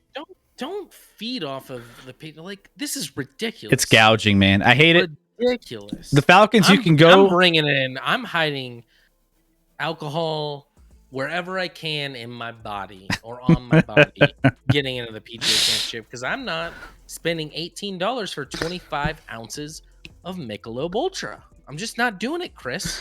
It's a lot. It's a lot to take, and it's a lot on your wallet. You better have a good job. Let's put it that way. Happy for golf coming back to Colorado in 2024, says Broncos. I didn't even hear that announcement. Broncos. Is that the international? Getting the international back. Cuban Benny does make it. We'll be out of water. We get no. Although Friday it's supposed to snow, so good news, guys. We're gonna get snow here in Colorado on Friday. Which, by the way, Chris, your Mets are in town this Friday, Saturday, Sunday. Oh, are they? It's gonna be awful weather. Awful weather. Not Sunday. Not Sunday, right? Sunday looks a little better. You're right. I completely forgot that they're coming into town this week. I might need to figure out Sunday. I need to get yard work in, though, man. Yard work or a baseball game? I mean, my tickets are spoken for, so it's too late there, Chris. But come on, man. Who's taking Mets tickets? Everybody, they love them Mets. See, Scotty, another reason for me to hate golf, says Football Wife. Because the alcohol prices. Football Wife, just oh man, I just love the BMWs coming to Castle Pines. Love that. That's a fun one. Huge. Are you gonna get tickets? I'm buying tickets right now. I was just about to say I'm already buying tickets for that. I will What, all right. be there. How much are tickets? Because honestly, I've never been to a golf tournament, and I kind of want to go. I went to an international. I remember going to an international when VJ Singh won the international, and this is gonna sound really bad, and this is gonna make me sound shallow, but I was younger and immature, and VJ won, and then he went over to his wife on the 18th green and he gave her a hug. Where are you? I looked at VJ Singh's wife and I'm like, oh no. What are you? Oh boy. What are you? She is not attractive at all. She was no, I should probably stop this. No, I don't want to say it. I want to say what I want to say, but I'm not gonna say it. Just say it without saying it. You don't need to elaborate. It remind me of a movie where a different species take over the earth. In a don't. Okay. We're gonna get canceled soon. And I've left. And we're officially canceled. There you go. This is our last show of all. Nicole is so right. I bet she is incredibly beautiful on the inside. But I was like a young kid, and I was like, what? Okay, that's all. But to be fair, and you guys can tell me if I'm wrong, but VJ's no looker. All right. No, VJ's not the most handsome man we've ever seen. Okay. Sunday, isn't that the day the top vets take off? Don't you want to see Chris Bryant? Says Cuban. I mean, well, Chris Bryant's taken off the last couple weeks, so I don't know if he has the ability to take off anymore. MJ, what's up, MJ? How are we doing? How's your evening? Welcome in. Let's see. I have international program signed by Greg Norman and Jack Nicklaus, says Broncos. Nice, that's pretty sweet. That's pretty sweet. That. Norman heading up this Saudi league now. And Jack Nicklaus called out the PGA for moving the championship off the Trump course. So some controversial guys right now in media, but that's sweet. No, that's really cool. Golf needs the controversial whenever Tiger's not playing, so that we can get more eyeballs on golf. But guess who's playing? And I'm gonna wake up at 7:10 and I'm gonna be giddy tomorrow. I'm hyped. I get so hyped when Tiger's playing golf. It's irrational. Beyond, because it only happens a few times a year now, or now twice in the last year and a half almost. Outside of Chiefs big games, Tiger playing golf is the next biggest moment for me in sports. Football wife's probably with me. That's when she gets really excited. MJ, we'll see since the Grizzlies got eliminated, but I've been kind of sad. Well, you know what? We're glad you're here because, it's hard to be sad when we're all talking sports and having a good time in the lab. So, hopefully we can cheer you up a little bit and we can help you out, MJ. Because, our Nuggets got eliminated already. We're in the same kind of situation, right? If the Avs get eliminated, I'm going to be right where you are. We're going to cancel. Why are you even putting that out there? They're not going to, though. I'm just saying. Why are you? Why would you even say that? I'm sorry. I take it back. How do I unfollow this account? I take it back, all of it. So there you have it. But all right, so let me double check and make sure. We went through. So we got NBA playoffs all in lockdown. We did the lottery. We're all set there. We have the NHL playoffs all locked in. We already talked about Drew Brees, PGA. We only have a couple things left to talk about, ladies and gentlemen. Should we do a Weddle or we're going to get in a Weddle and Podal before we get into our main feature of the night, and we're going to be talking some NFL wins totals. So we want to get your thoughts on who's going to be showing out, who's not going to reach those expectations, and we want to make sure. And football wife's going to be real quick back when I talk about how I think the Bengals missed their over by about 5 games. I'm just kidding. I was going to say, I thought that was... Hopefully the NFL perked her ears a little after us talking about golf for 7 minutes. That's how we get football wife's attention back in, is just mentioning Bengals, and she's like, oh, wait, they're done talking about golf, finally. You know, Tiger is a type of... Hey, football wife!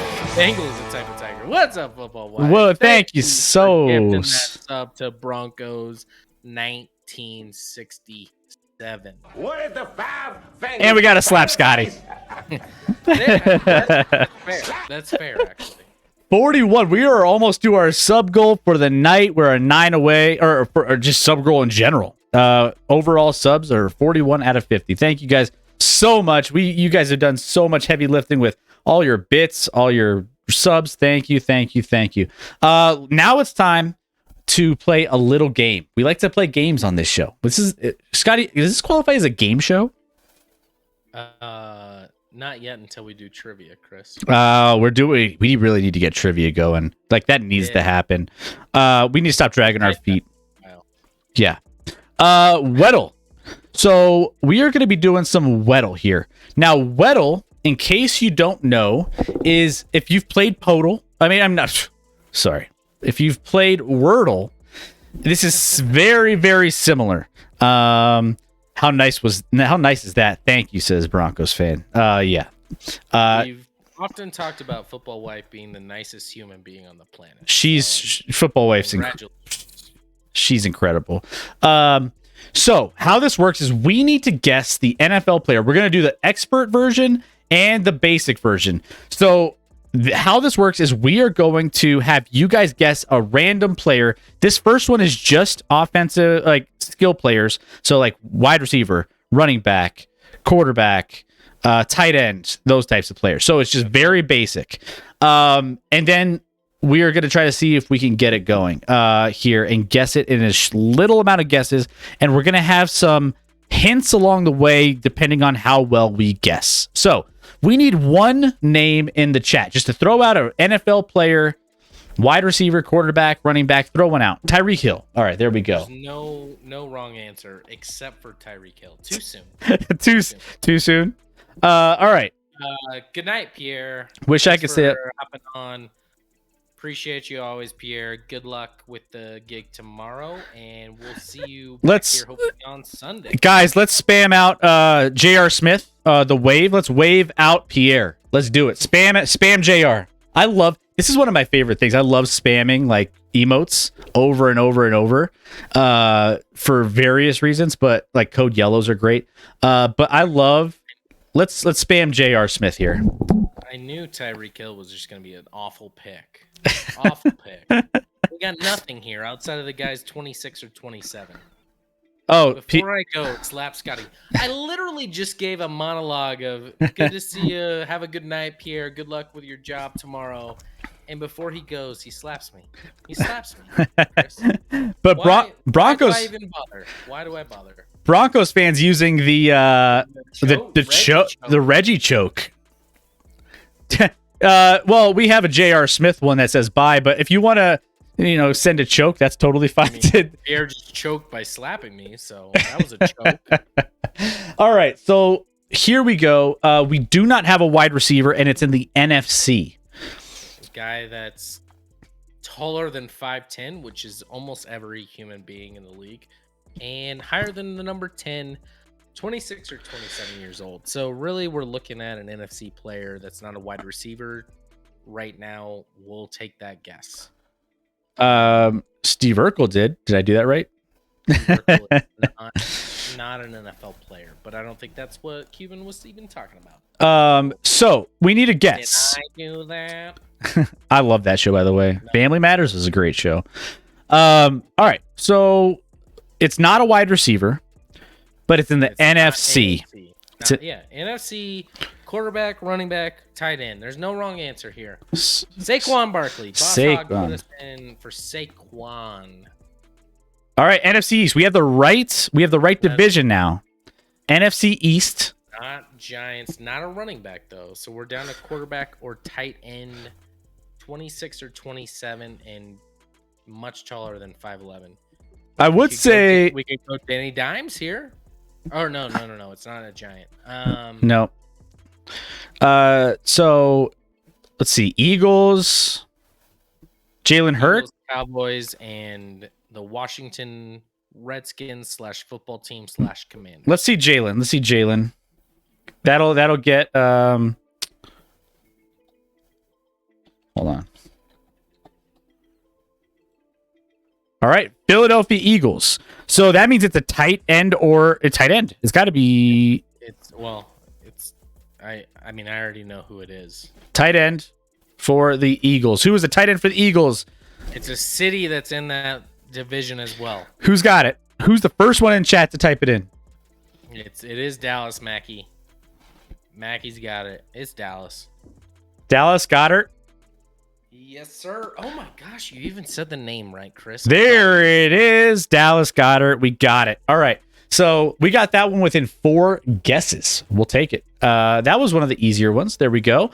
Boss Hog, Dallas Goddard. Yes, sir. Let's go. All right. So now let's get the hard version. Let's steps up a little bit. Now we're doing defensive players.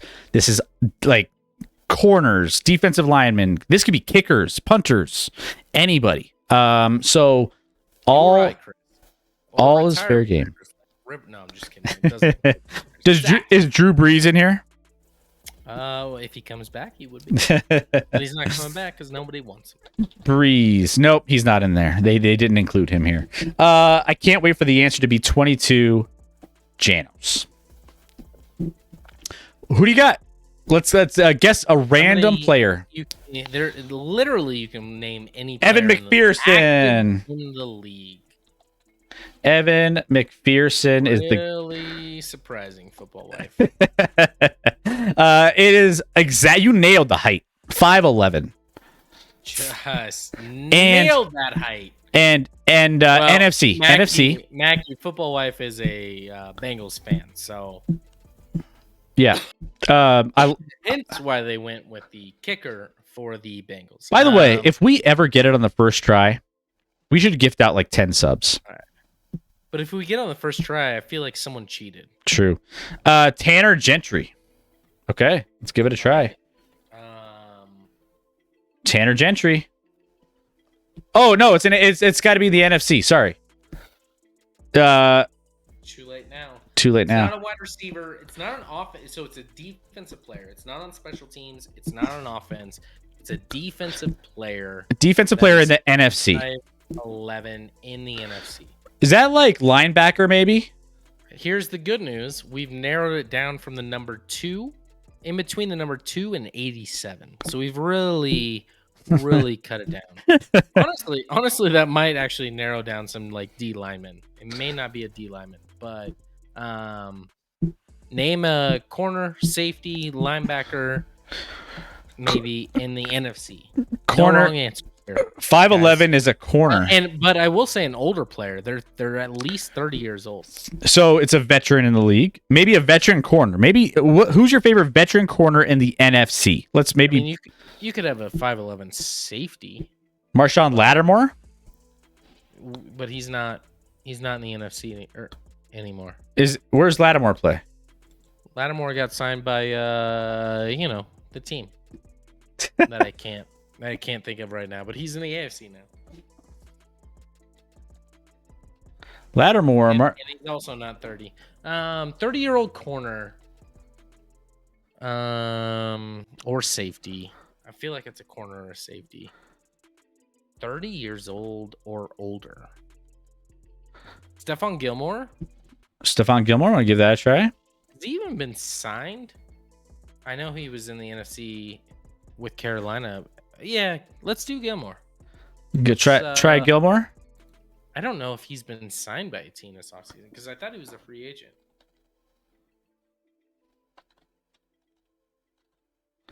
Stephon Gilmore.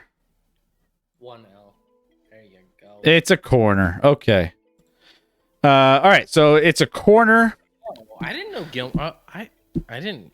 Indy. I don't remember Gilmore signing with Indy. So it is a corner. 5'11" and 32 or 33 years old. Dude is old AF. The NFC. Diggs is not old enough. That doesn't apply. Yeah, Diggs he's a little older. What about like Patrick Peterson? Patrick Peterson. All right. And it's not Patrick Peterson. So he's only 31. This guy is ancient. Marcus Peters. How old is Marcus Peters? He's not that old. Is he? He's also on the Ravens, so Yeah. and he's also not in his 30s. Not NFC North. So NFC South, East, or West? Is it? It's not. How old is? Oh man. Is Richard Sherman still in the league? No, Richard Sherman is not in the league. I'm trying to pick like old dudes. This guy's 32 or 33 and playing corner. I'm trying to figure this out too, Mackie. Like, it's an old man. I was like, Patrick Peterson's one of the older guys I could think of. That's why I went that route. And he's only 31. Wait, NFC South. Who's to the Saints? What's his name for this? Isn't it an old corner in the Saints? Russell. We have Rasul Douglas, who I know that name. I don't even remember who he plays for right now.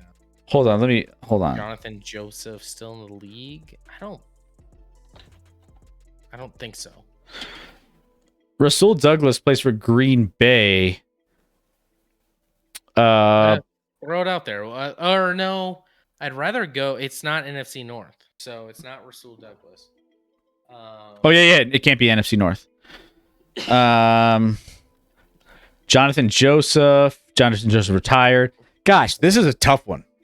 I'm trying to think of a super old corner that's like probably good. If you're playing at 32 or 33, that means you were really good at least in your prime. In the NFC. I'm not gonna lie. Maybe we just. Josh Norman says so. Smoking. Is Norman on a team? I don't even know where Norman's at right now.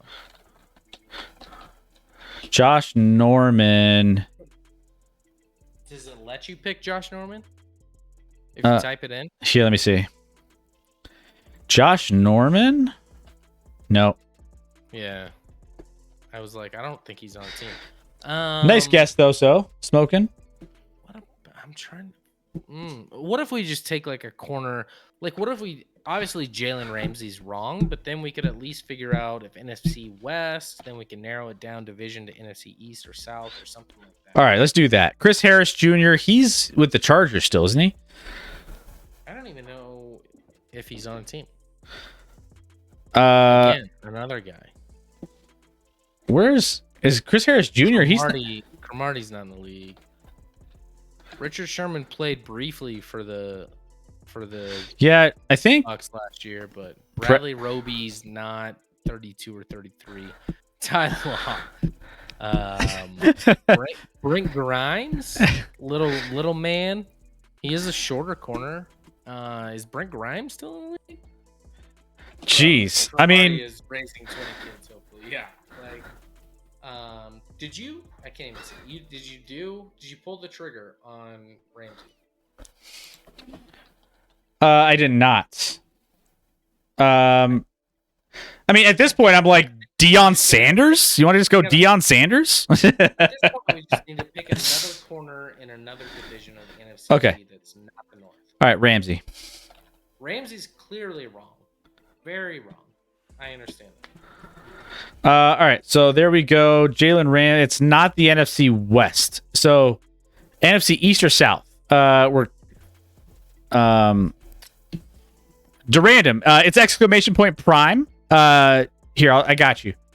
It was close. Very, very close. Carlton Davis is not a bad pick from Football Wife, but he also is not that old. He's not 32 or 33. But he is in the NFC South for the Let's just do it, Carlton.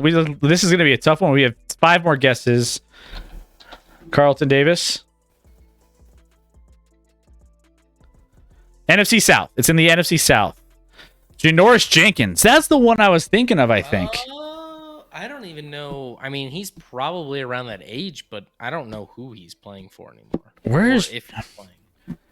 I don't even know if he's playing. I don't think Sherman's playing, guys. I already said Sherman, and we're looking at New Orleans, Atlanta, or Carolina. Hold on one second. So Janoris Jenkins is currently. I don't think Jenkins is on one of those teams. I don't know if he's on a Whew.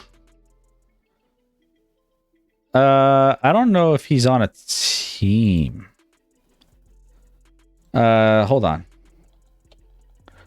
No, he's not even popping up. Like, it feels like it might be New Orleans just because they're the oldest of those rosters, probably.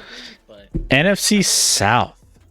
I'm trying to think of a corner on New Orleans who's like super old. and Tracy is- Porter doesn't even come up. Raider Casey Hayward. Casey Hayward Jr. Is that the same Casey Hayward? Nah, I mean, yeah, it's the same one there. We're looking for an old man, so I was like, maybe we're looking for a senior here. Grimes. Where's Grimes play? He's not. Grimes isn't in that division, right? Grimes was in Atlanta for forever. I actually have to. You guys figure this out because I got to do a code yellow. This took way too long. Span code yellow here. Pat Surtain Senior. Hold on one second. Hold on. We had Brent Grimes. Let's see.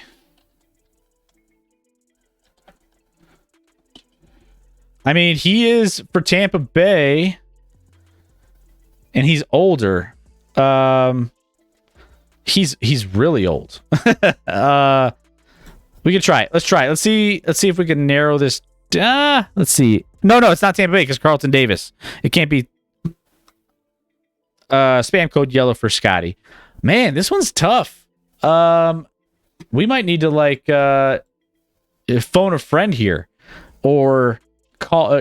Try to figure out. Let's see. Who are the oldest corners in the league? Oldest active players by position. Let's see this here. So, Adam Vinatieri's still 47, by the way. If in case you were wondering, you want to try Hayward? Let's try it. Why not?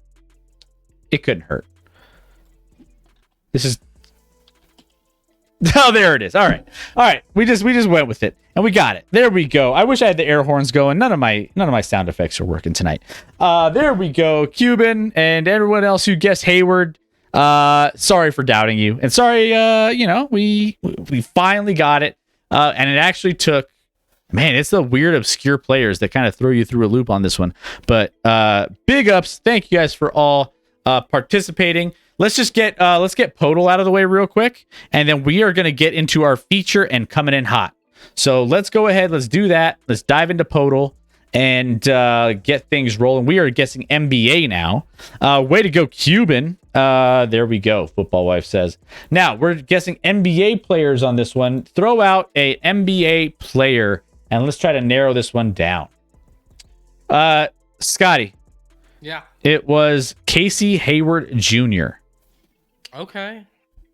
So I remember him as a Charger. he's an Atlanta Falcon. I did not know he played for Atlanta now. All right, Chris Paul. Chris Paul's in the news. Let's guess old. Oof. Swing and a miss. All right, so we know it's in the Eastern Conference. Guy's younger than 37? I would have guessed older. Chris Paul is old. So we are looking for Eastern Conference. Let's guess an Eastern Conference player. Anybody? Boss Hog, you could guess one of your Boston Celtics.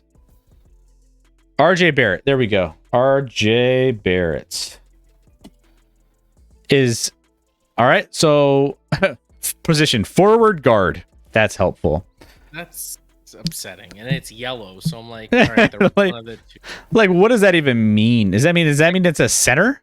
It's probably a guard. No, it's not a center because the height. It's lower than 6'6". So 6'4", 6'5". Lower number than 9. So a low numbered. It's got to be a guard. Older than 21, which everyone is. And we don't really have a helper with the 37. Chris Middleton. It's not in the Atlantic Division though, so it's not in the same division. And I honestly, every time I play Podal, I have to look up the divisions. I'm like, does anyone pay attention to divisions anymore? It's irrelevant. So it can't be when it comes to what were we in the New York? Can't be the Nets, Raptors, Sixers, or Celtics. But it's an Eastern Conference team. So maybe go like. I mean, Middleton is in the Central. He's taller than that, isn't he? I don't know. Let's try it. Okay. It's a forward in the Central, and it's not Milwaukee, and he's older than 30, so it's not like a young guy. So it can't be Lonzo. Paul Millsap or something. Well, Millsap is wrong division, right? I don't know. Where does Millsap play anymore? Well, he's not in Brooklyn anymore. He's at Philadelphia, but he's still wrong Atlantic Division. So we are, let's see, Central Division. That means only ones it could be is the Bulls, the Cavs, the Pistons, and the Pacers. Forwards for those teams. What about DeMar? DeRozan? You want to go DeRozan? I don't know. He's older, right? DeMar's been around a little bit. Let's give DeMar. Yeah, the problem is he's not going to be right, but maybe we'll figure because his numbers. Nah. 30. So he's 31. He's exactly 31. No, I meant yeah. All right, so it's not the Bulls, it's not the Bulls, and it's not the Bucks. That means we are looking at Pacers, Pistons, Cavs. Forward, older guy. Love's too tall. I was gonna say Love, but he's too tall. Anyone in the chat? Anyone in the chat want to help us out? Oh, STG one. We're saying the same thing here. It's not Doug McDermott. Actually, Doug's been around for a little bit. Where's Doug play? Is he 31? Harden's not a forward. No.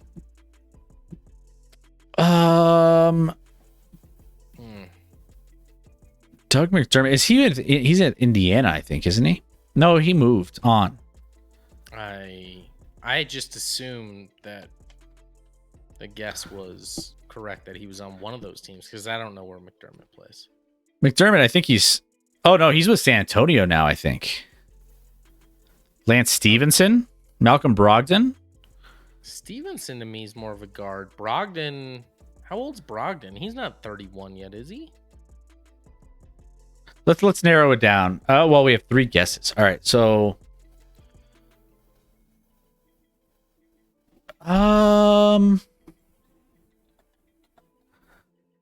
what about? No, he moves on. I can't. It's not him. It's not a center. It's not. This is not Milwaukee, not Chicago.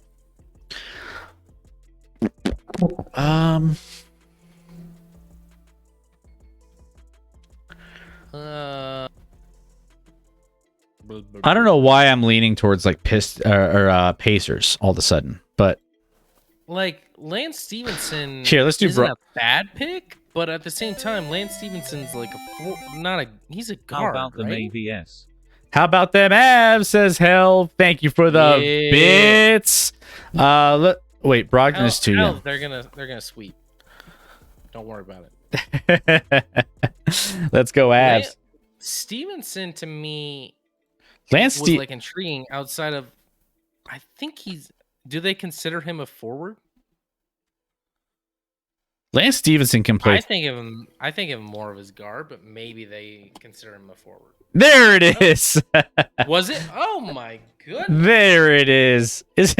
Hey, when in doubt, just select. There it is. That man blows in ears.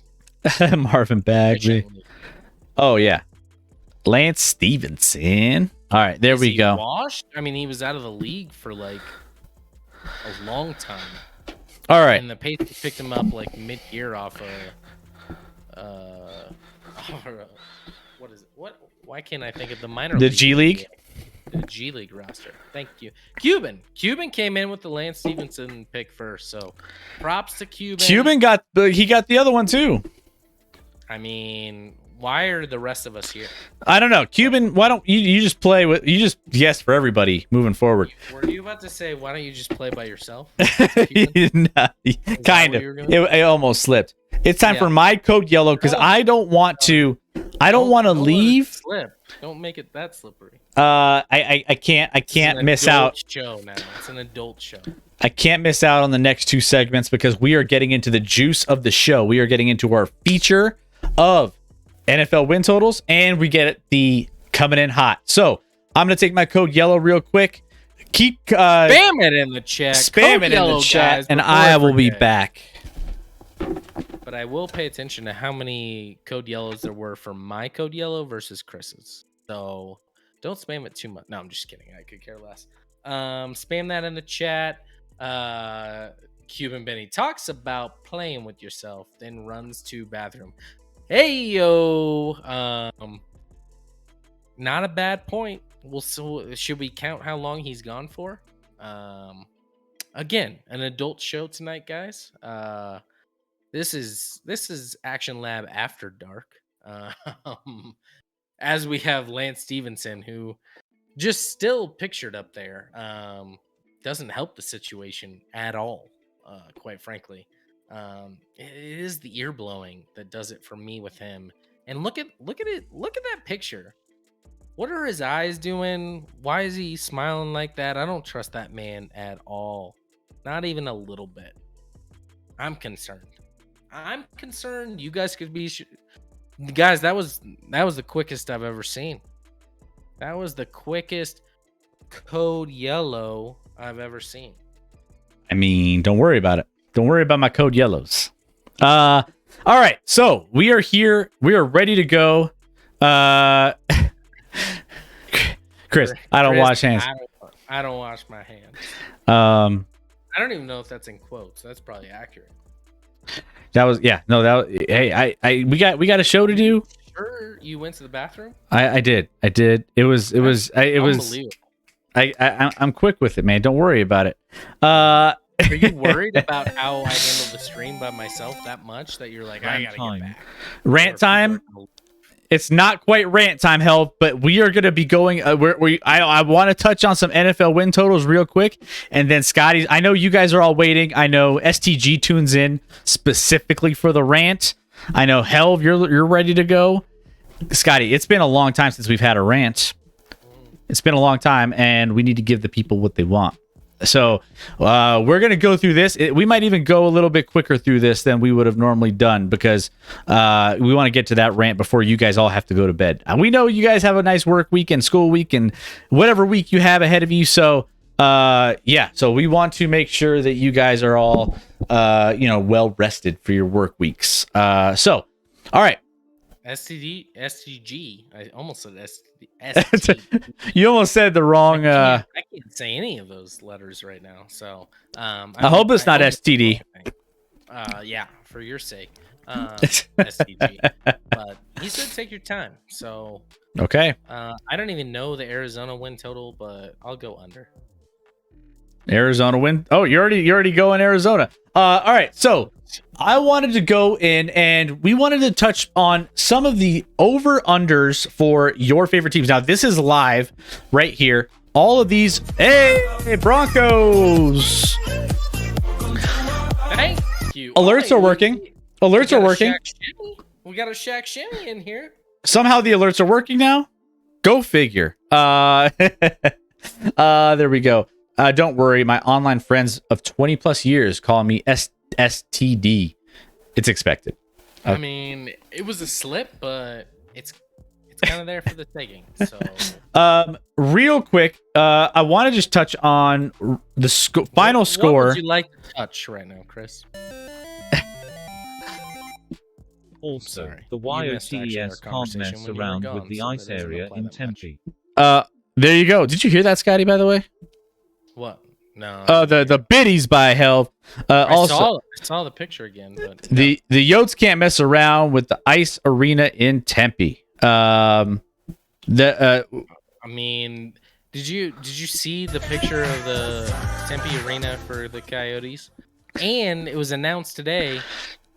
Thank you to random 4 months. Sub 4 months. What is that? What is that? Let's go, guys. This has been one of our biggest sub shows ever.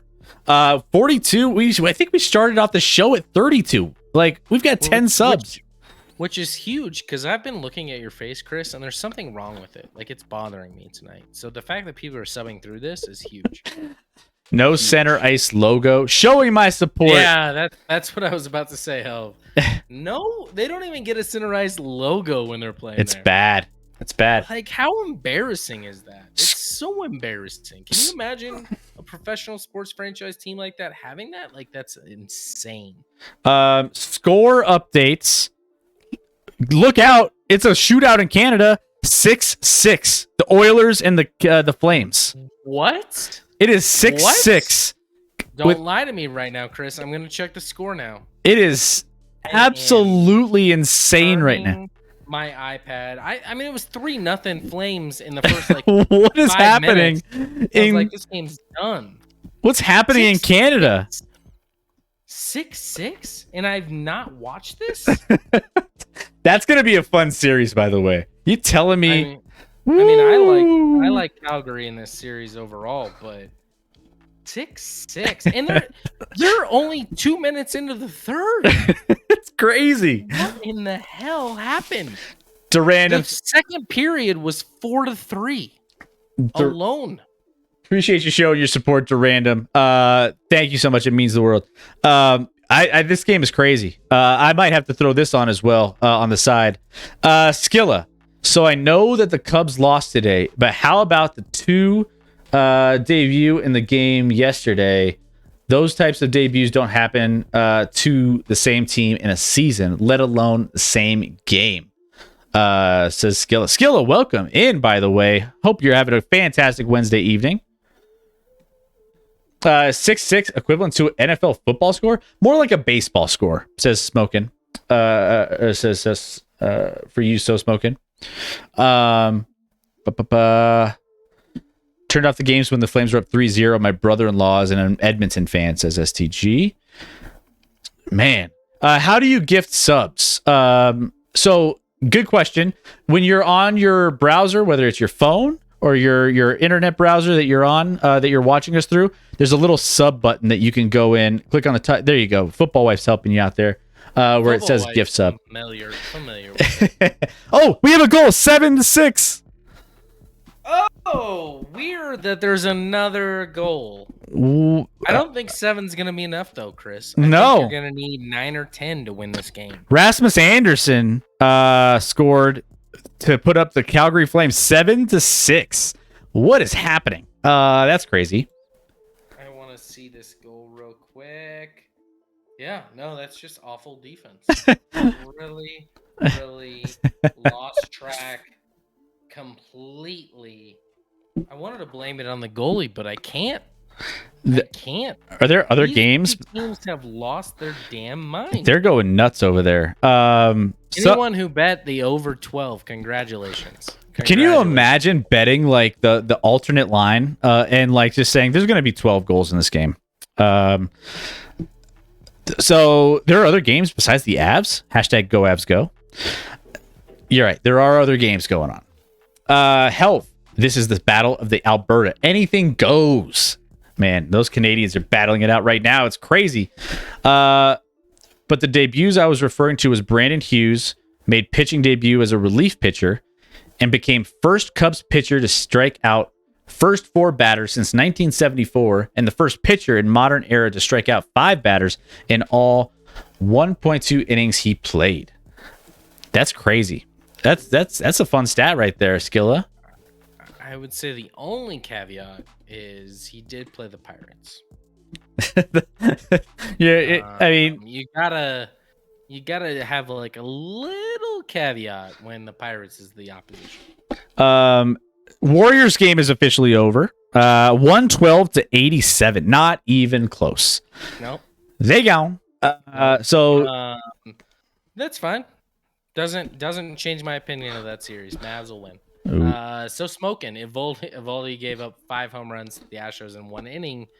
Yeah, that was yesterday. And also, one guy caught 2 home runs in the same inning, in the just above the Green Monster. Caught 2.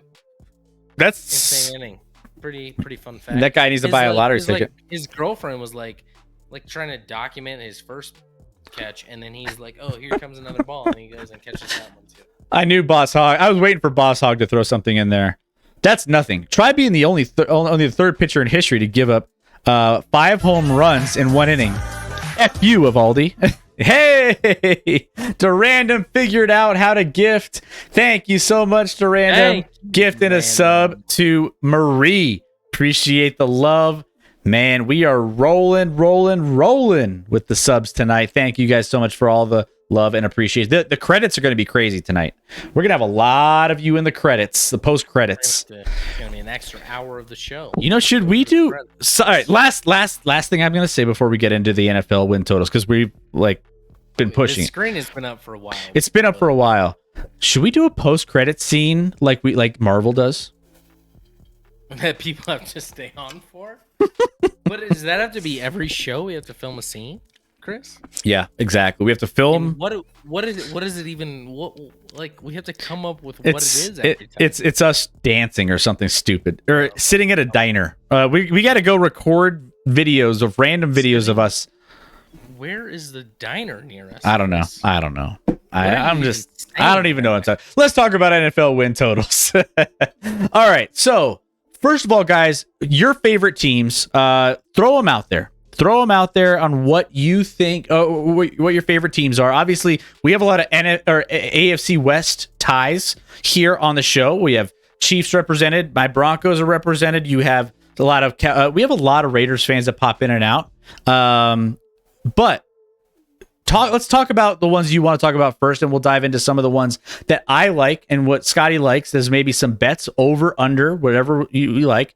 STG says Seattle -5 win. Let's look at Seattle real quick. I'm curious. I haven't looked at this with Drew Lock yet, so let me pull this up and see where Seattle is in the grand scheme of things here. Because I haven't looked at a lot. These update daily, so as players get injured or how things happen, these are always evolving and changing. So Seattle over under 5.5 wins this season. Seattle STG, you got Seattle -5 wins. Here's the problem: they get a win week 1. They don't get a win week 1. They're already building momentum. No shot. No shot. No shot. Chris, right now, would you like to make a bet on not who wins that game? I'll take Seattle plus the points in that game. Seattle plus the points? I mean, why you're so confident that they're going to win this game? You think they're Seattle plus points? Or give me the money line odds if you want. Give me the money line odds. I'm fine with that. Money line odds? Seattle wins this game outright on Monday Night Football in Denver. In Denver? It's in Seattle. Oh no, you're right. It's in Seattle. Yeah, you're right. I know I'm right. Yeah, I'll take whatever you want. That they win. Take whatever I want. That they win win straight up. So you give me odds. I'll take a look right now. I'll take a look. What's week 1? What's the week 1? What's the week 1 spread? By the way, all right. So besides the point, what would you guess the spread is, Chris? I would say 6. Okay. I don't know what it is. I'm gonna look. I think it's less than 6, but it's probably like 5.5. So not that far. Yeah, I would say 6. I mean, it's weird to have crazy lines week 1 because you don't know what teams are teams surprise people. Week 1 is a weird betting week. Anyways, over under 5.5. Seahawks aren't expected to do a lot. They have Drew Lock. They think that's their guy. Broncos, you have 3. Oh, it's 4. It's 4, Chris. The 4 is the spread for week. Well, regardless, week 1, it's okay. It's close enough to your pick 'em, so I'll take it. So no, you give me plus 160. I'll take Seattle straight up. Plus 160. Okay. That's the odds right now. Okay. All right. Sure. You got Oh my gosh. I can't wait to Seattle wins this game. it. They're not going to win this game. All right. This is the most important game on Seattle's schedule. Most important game on Seattle's schedule. And it's at home Monday night against a first-time head coach, first-time defensive coordinator, first-time offensive coordinator. Well, new quarterback. We're not talking about. Well, we're talking about just this over/under for their win totals. Let's not get ahead of ourselves. I can talk about Denver's over/under. Well, let's talk about Seattle's first because we had that in the chat with STG. Do you think Seattle gets over/under 5.5? I just don't generally, now that 17 games, I don't like Seattle's projection at all as like a team, but I would not bet the under on Seattle 5.5. I think the coaching staff, I think they'll win some games. I wouldn't bet it in general, but if I had to lean, I would lean over on 5.5. You have to put an exclamation point in front of it, Diacola. Colts. Skilla wants to do Colts. Colts 12 wins. Let's go take That's not their over under. Let me see. Indianapolis Colts. Let's see. She is saying they're gonna get 12 wins. Oh, they're gonna get 12 wins. Matt Ryan's done that like once in his career. All right. Their over/under total is 9.5. Now, they've had a lot of changes to their team. They've had a lot of, a lot of people really like Indianapolis Colts this year. There you go. There you go. What? So, Colts, they're at 9.5 here, which is a fairly high win total. Their division, I think it's potential they can get there. What do you think, Scotty? You look at the odds though, it's minus 160 on the over, but I think it's over. I think they get to 10 wins. I would bet the over here. I don't like the under. 9-8. They obviously folded down the stretch with Wentz last year. Not that I think Matt Ryan's anything great, but I think people are probably like underselling Matt Ryan a little bit. And that roster's really good. You got Jonathan Taylor, you got an elite offensive line. Not a ton of weapons on the outside, but that defense is underrated as well. So, and not a great division. You got Jacksonville and Houston in there, along with Tennessee, who's not great either. Like, not arguably the worst division in the AFC. Certainly that in the AFC East would talk about it, but not a great division, so I would go over. You're a knowledgeable and rational fan. Good on you, dude, says So Smoking. Can we do a watch along of that first game? We're gonna the opening weekend. We might do the opening Thursday nighter, and we might do I don't know. What if we did a Monday night? That could be a fun one. Yeah, we'll see. Yeah. We're also doing Sunday night football too, so it would be like a Thursday night, Saturday night, or no, Thursday night, Sunday night, Monday night. It's like two great games followed by like a minor league football game on Monday. Because you're gonna be so bored watching that game once it's a blowout. Monday night watch along. Let's see, over a lot. SCG makes a good point. He's like, ask the wives' permissions, of course. Oh yeah, no, there's no shot. Definitively say anything on this stream without asking. Getting rid of Wentz starts them at 3-0 automatically, says Big Boss Hog. Matt Ryan over Carson Wentz. 5 of the first 7 games are versus the division, says Skilla. Comeback season for Matty Ice. A lot of people love the Colts here. And I agree. I think the Colts will be good. I think the over under total here at 9.5. I kind of like the over as well. It's the division, right? Specifically for the Denver Seattle game, since you are both betting it. Ask the wives. Absolutely. All right. Another one that was interesting is we've been talking about how much the Eagles have improved their team this year over the offseason. They've kind of sneakily had one of the better off seasons, one of the better drafts, one of the better like making moves and making trades and trying to improve their team. Let's go ahead and take a look at the Philadelphia Eagles. Boss Hog says Patriots. We'll do the Patriots next. That's an interesting one as well. That's an interesting division. Let's go ahead and take a look at the Philadelphia Eagles. And with all of the moves they made, with everything that they put together in the offseason, they're still at a probably an average over under, but the over is favored to hit here, 8.5. Do you like the over here in Philadelphia? I'll let you go first, Chris. Because I said I thought we would differ on this, but I don't know what your opinion is.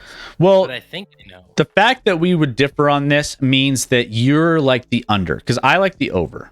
Damn right. We got another goal in Alberta, Canada. Another goal? Calgary adds on to their lead, 8-6 now, stretching it out. But go ahead. Yeah, you're right. I like the under because I knew you would be basic and like the over. No. I think as far as the Eagles go, I mean, all right. So they went 9-8 in Nick Sirianni's first year when Jalen Hurts was like, he was fine. He was good. He was more of a runner than a thrower, but they've added weapons there, right? They've had A.J. Brown, Devontae Smith. Defense looks better, right? The defense looks fine. Relatively soft start to the schedule. I mean, so they had a cakewalk down the stretch last year, and they did okay with that. That was fine. They ended up getting to the playoffs, which we thought they would. So I think realistically in this division, I mean, I feel like they can get 9 wins. Like, I feel like that's not out of the realm of possibility. They're an above average. Well, I think they're average team. I don't know. I think that they can get 9 wins. I'll take the over. It's minus 165 to get to 9 wins. Yep. You're sacrificing a lot. No, I'm giving it up. And I'm just saying, like, that's an interest. They might get. You're right. They might get to 9 wins, but to me, their best case scenario to me is 10. And it seems a lot more like 8 or 9. And to me, when you can have an 8.5 at minus 165 and plus 140 on the other side, I'm taking the under. They're hyped because they signed James Bradbury today. That's okay, fine. He's a decent corner that is a nice addition, but everyone's talking about the Eagles being the best in the NFC East. They will not finish first in the NFC East. The Cowboys will finish first. Everyone hates the Cowboys. I get it. The Cowboys will finish first in the NFC East. I understand the Cowboys need to prove in the playoffs, but they will finish first in the regular season in the NFC East. Now, the Eagles will probably finish second. I know they made the playoffs last year, but I don't believe in Jalen Hurts. I think that offense is... I mean, AJ Brown's a nice piece for sure. I love AJ Brown, but I just don't think that team's that good. I think they're getting overhyped, and everyone's going to be betting that over, and that's when I lean under all day. Klept. I don't trust Hurts, so smoking. Eagles seem always to underachieve. Fans threw batteries at Santa, says a Cuban. That's not a great look. I mean, you can count 2 games versus Washington and New York Giants. I'm not sure they sweep the Washington and Giants. I don't count that as 4 wins at all. I think best case scenario in that is 3. I could see 2. Eagles have been cursed and throwing snowballs at Santa. Hashtag Santa curse. Hashtag bad Santa. There you go, Broncos. Eagles would be lucky to go 3-3 in their first 6 games, says Klept. I enjoyed Dallas losing the playoffs. Speaking of Dallas, you mentioned Dallas on the other end of that. Their over-under totals at 10.5. So a lot higher. Obviously, they are favored to win that division. Actually, and I actually have those divisions up here with some of those. So, and these are another website that has, like, they're a little older. I think it's like 3 or 4 days old. So don't count on this one. But I want to say when it comes to the divisions, let me find here. I'm having trouble finding it. Either way, on this website that you're on. What's that? Conference division winners on this site? Yeah, I was gonna go. There was some other things that I was looking at too, along with that, but it's fine. Are we sure that Hurts is better than Wentz? Says Klept. They're different, but much the same. Are All right. So Dallas, 10.5 wins over under. Let's go to Patriots. Boss Hog wants to know about his Pats.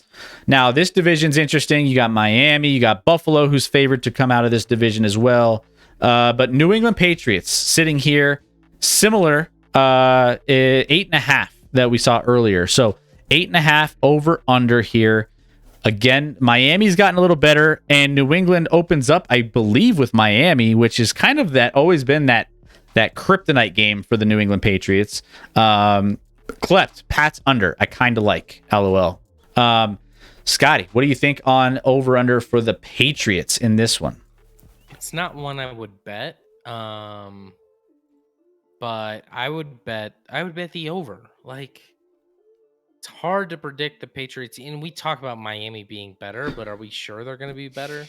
Well, you have Tua. Tua needs to prove that he can. New England loses to Miami every year once, so they're probably going to do it again. They'll go 1-1 against Miami, and then excuse me. What else do they do? Like, I don't know. I think with the coaching, Mac Jones.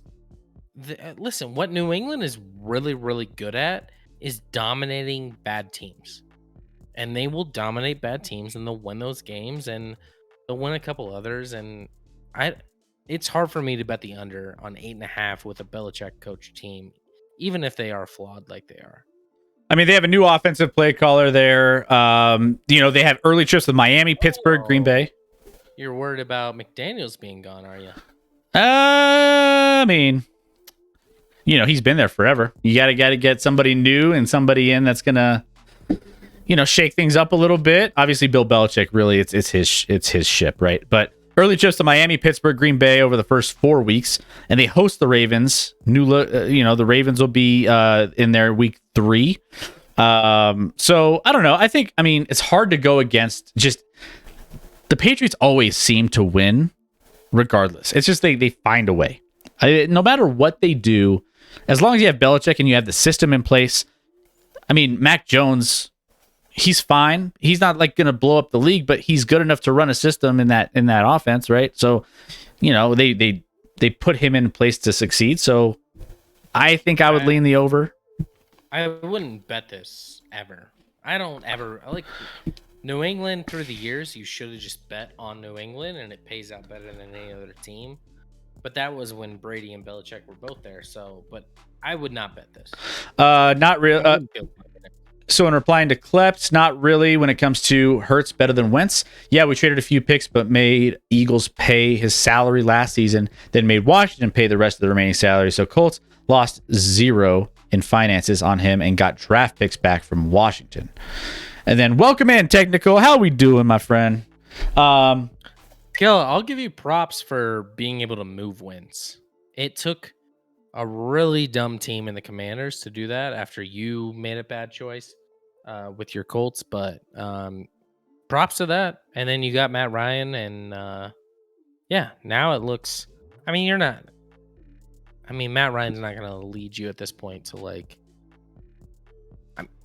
I could be wrong. Maybe Matt Ryan goes back to MVP form and he leads them to the Super Bowl, but the AFC is stacked. I mean, the AFC is clearly, no one would disagree. The AFC is clearly better than the NFC. Matt Ryan has the ability to succeed behind that O-line and run game. I think he could succeed. I'm just talking about Super Bowl. Yep. Specifically. Ballard did the same to Atlanta, making them pay like $40 million in cap on Ryan's deal. All right, so what other teams are you interested in as far as your favorite teams or any teams that are in particular? Somebody said they wanted us to talk about our 2 teams since it's our 2 teams. I don't remember who that was. Yeah, we can tackle your guys' teams, KC and Denver, STG. Let's go. And before we get to that, who's better, Deshaun Watson or Derek Carr? Says Klept, and Boss Hog says Watson. Not even a question. Football Wife wants to know what you think about Scotty's second favorite team, Tampa Bay. We'll get on. We'll touch on Tampa Bay. Good question, Football Wife. How do you know they were my second favorite team? All right, so let's dive into the AFC West. So AFC West stacked. We haven't. I don't think I've ever seen like an arms race in one division like we're seeing in the AFC West. It's just out of control here with these teams and how just all the moves that have been made. You get the Raiders, the Chargers making moves on the defensive side. You have the Broncos making a move at a quarterback, and the Chiefs, obviously, they have the best quarterback in the division. And then they also, have made a couple, smaller moves, maybe not as, big time splashy as like the Chargers or some of these other teams when it comes to some of the pass rushers or whatever. But when it comes to this division, where do we want to start? Let's start with the Raiders. Raiders over under 8 in this one. So, and actually, hold on. Let's just look at this all together. You have the Chargers here at 10. Los Angeles Chargers at 10. You have the Kansas City Chiefs at 10.5. Mm-hmm. And then you have the Denver Broncos at 10.5 with the Kansas City Chiefs. So, all right, so let's break it down to the Raiders. Raiders, if you're taking a look at this division, you're seeing the Raiders. You got 3 teams between the Denver Broncos, the Kansas City Chiefs, and the Chargers, all in double digits. One that stands out to me, and maybe I'm with Klept here. I like Chargers under. Divisions too tough. This is a hard one for me. It's hard for me to bet this one, but the Chargers, their defense is a lot better. Let's get that right. They really just stacked up pass rushers on that defense, which is important when you're playing in a division with the best quarterbacks in the NFL. And got the corner from New England, Jackson. And got Jackson from New England. So that defense is going to look a lot different, which is what's scary to me. But as much as I love Justin Herbert, I still want them to prove that they are here and actually going to win the big games, especially in the play. I mean, the regular season, they can rack up some wins. I get that, but no, they haven't. They haven't even made the playoffs with Herbert. I just don't see them. I think if there's one team in this division that's I want to see them do it first, it's the Chargers, and I think I like the under in this one. And this is a 50-50. So to be clear, you feel better. You if you had one pick on the under in the division, you'd take the Chargers over your Broncos. The Chargers at 10 and your Broncos at 10.5. Do you think the Broncos are better than the Chargers? I think the Broncos are better than the Chargers this year. Correct. Really? Yes, I do. Okay. I do. I think Why? I just think the Broncos have. What? They're not better offensively. That's not even close. The Broncos are better offensively than the Chargers? It's not close. No, it's not close. The Chargers are definitely better on offense. What's the Chargers wide receiver core looking like? Keenan Allen, Mike Williams. Those two would be 1-2 in Denver. All right. So we're looking at the Chargers. Keenan Allen, Mike Williams. I haven't heard of Joshua Palmer in my life as their number 3. Well, he was drafted last year, but why are we worrying about the number 3? But I'm just saying, I think there's more depth from the Denver Broncos wide receiver core, and I think that depth wins games now. I mean, they could spread the ball a little bit further around the field. I mean, let's just put it just straight up. I mean, they have more weapons deeper on that lineup, and I think that they could do that. Inferior, but their number 3 is better. Running back, Austin Eckler. Obviously, they have the best running back there. I'm not worried about that. Quarterback. I wouldn't say Justin Herbert is Herbert better than Wilson. Stop it. Don't do this. Don't do this. What? I'm not. Justin Herbert needs to prove it to me too. Justin Herbert needs to prove it to me. What has he done? What's Russell Wilson done in the last 5 years? Nothing. Okay, well, Justin Herbert needs to prove just as much. All right, I don't understand why. Yeah, I love Justin Herbert. I think he's going to be a great talent in his league. He's not here yet. He's not here yet. There is no way If I He's not here yet. propositioned you for this next season, you could have one quarterback, and it doesn't matter what you're trading. You could trade the same amount of leverage, and you had the choice of Herbert versus Wilson. You would choose Wilson. You're out of your damn mind if you do that. You're out of your mind. Herbert's better than Wilson. I've watched it. I've seen it. It's a fact now. It's not even close. He's got some raw talent. He's got some raw talent. I will say he's got, like I said, when it comes to raw talent, it's just talent.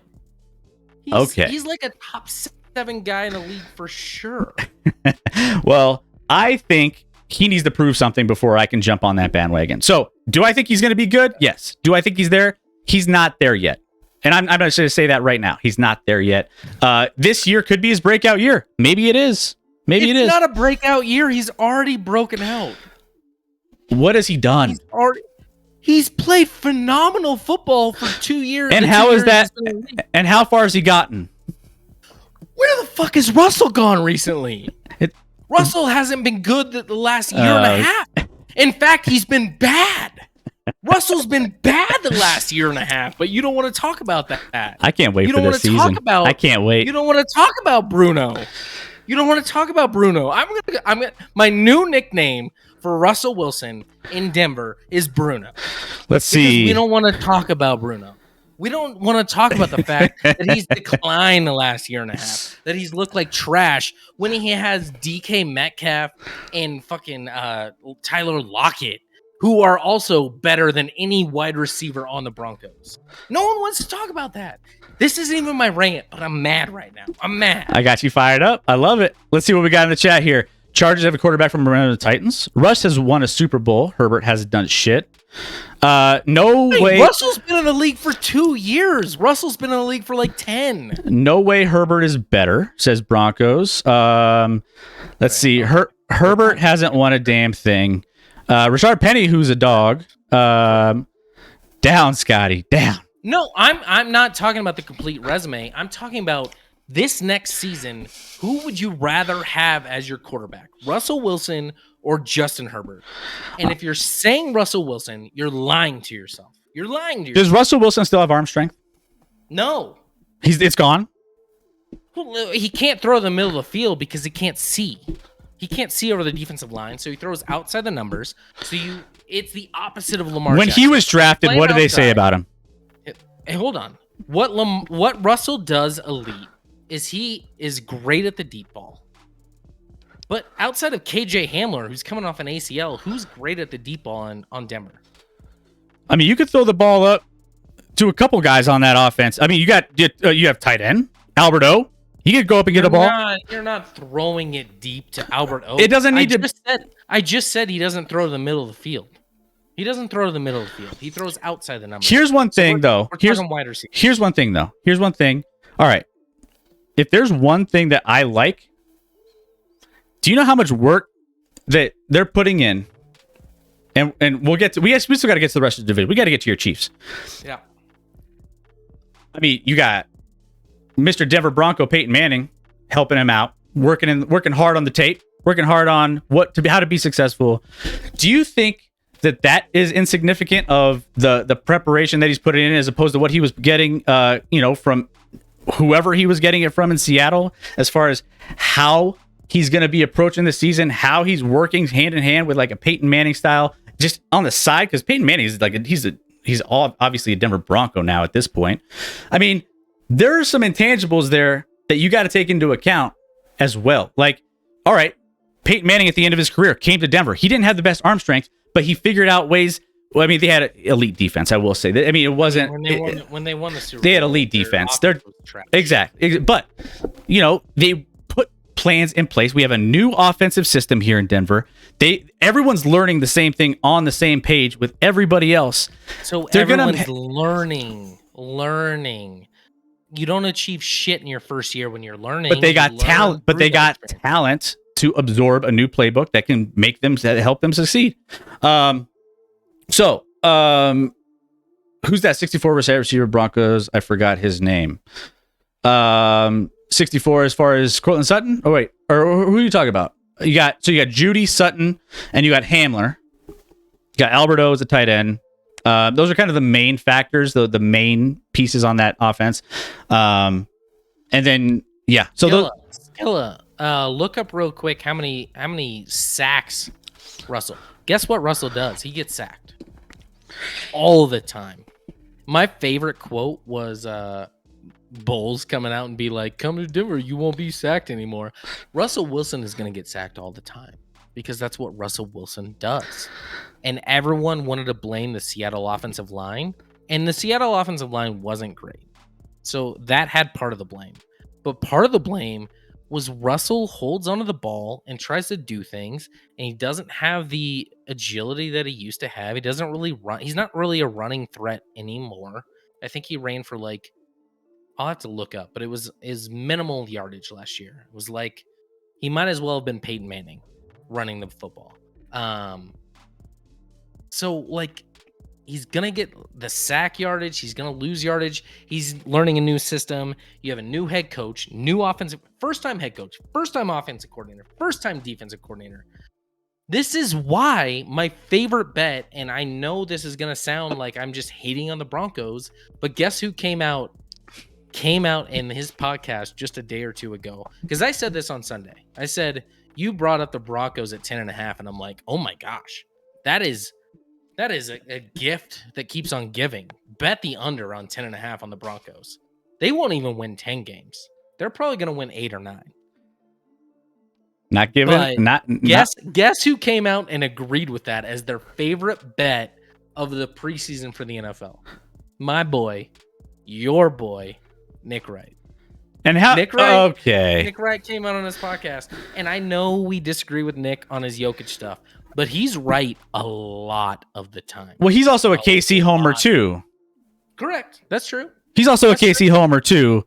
But he does. But why would we have ill will against Denver? We've beat them 13 times in a row. They're kind of irrelevant. It is Nick Wright. Stupid. It is stupid nonsense to me that the same win total would be related to Denver and Kansas City. That is absolutely certifiably insane to me. Okay, so it's insane. Hold on 1 second. Insane. There was one outrageous thing I saw with Nick Wright as well, where it was just like the most ridiculous thing. He has the Bears going 11-6. Do you agree with that? When did he say that? First things first, he has officially made his predictions for the Chicago Bears this season. He has the Bears going 11-6. Do you agree? Do you think that's a smart pick? Where are the Bears at on this? Where are the Bears? I don't. But doesn't mean he won't be right. That seems like a smart pick. There we go. They're over under 6.5. Mm-hmm. No, that's going out on a limb. Okay, so we're getting the knowledge, and don't get me wrong, Nick Wright is very smart in a lot of things, but he's also he baits. He's a baiter, right? He comes out and he says things to get people fired up about, right?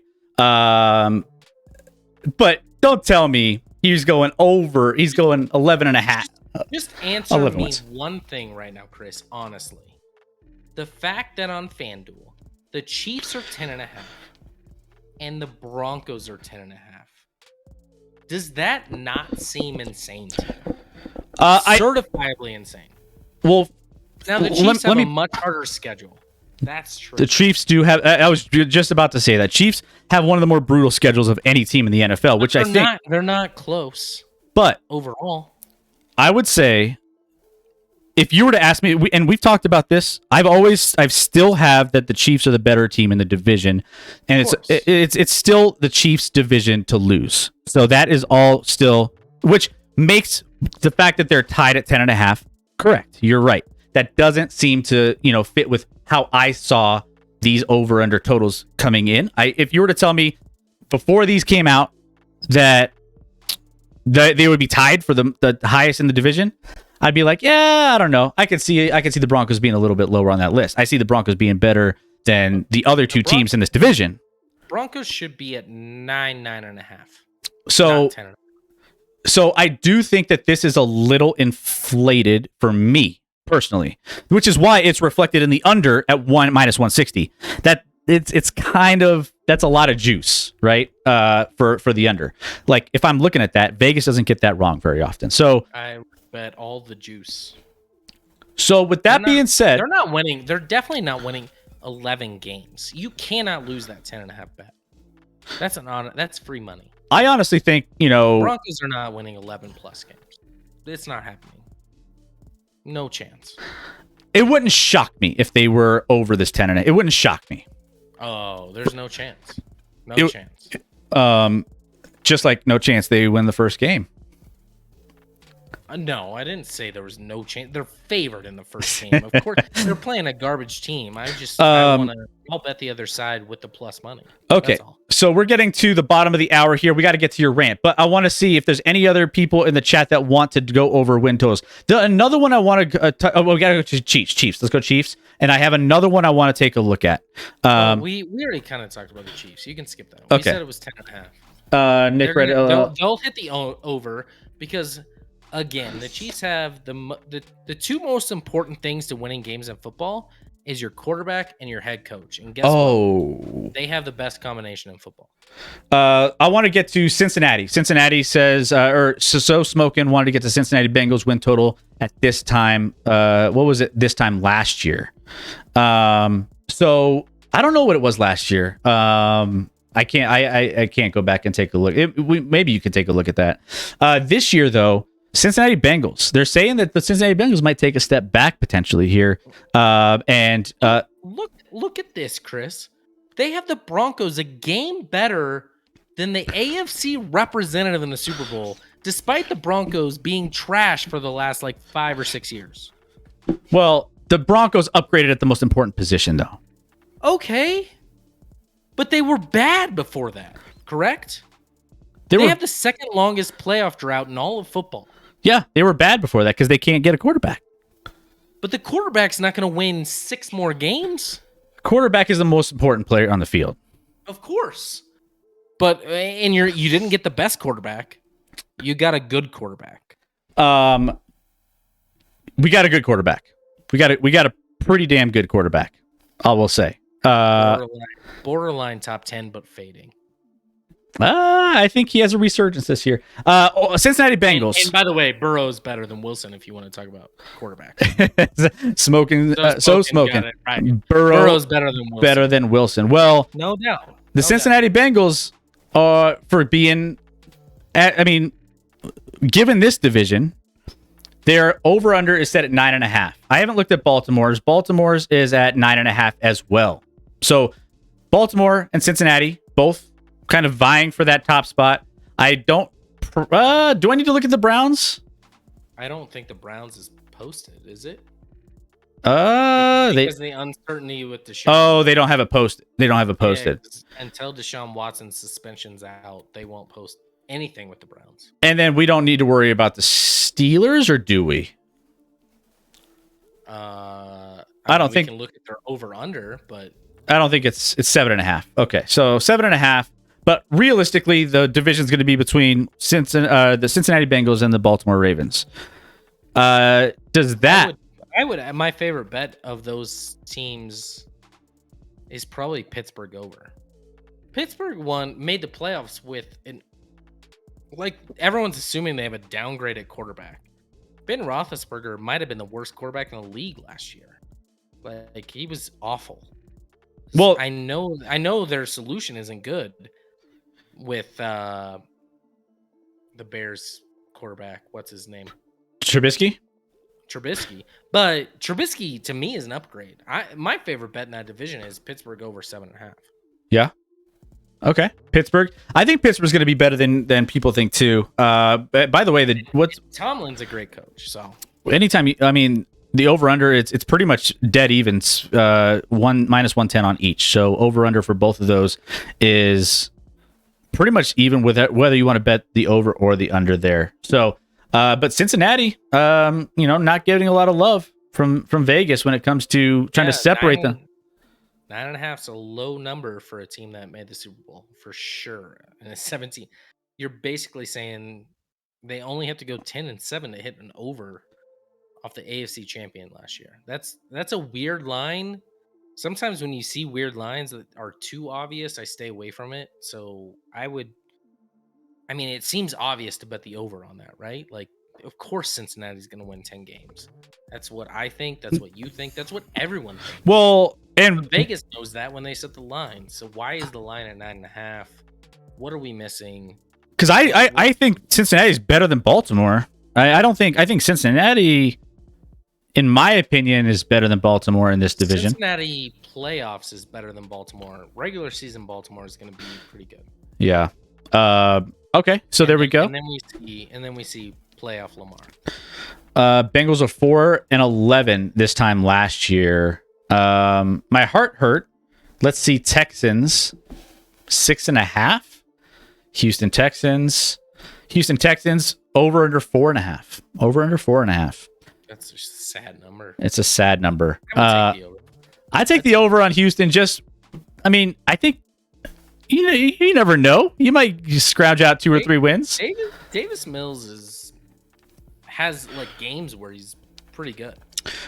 Final Calgary Flames defeat the Edmonton Oilers 9-6 in a baseball score there. So congrats, Calgary takes game 1. What is the 5 fingers say to the face? Moab slap Scotty. What? Broncos. Wilson is a Hall of Famer QB. Probably, yes.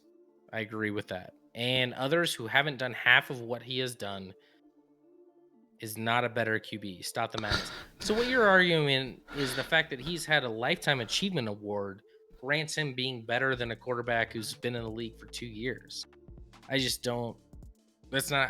I am focusing on who is going to be better this next season, and I would take Herbert over Wilson, and I would bet a lot of money on that.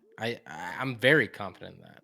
Raiders over under set to 8. Vegas likes the over on that one.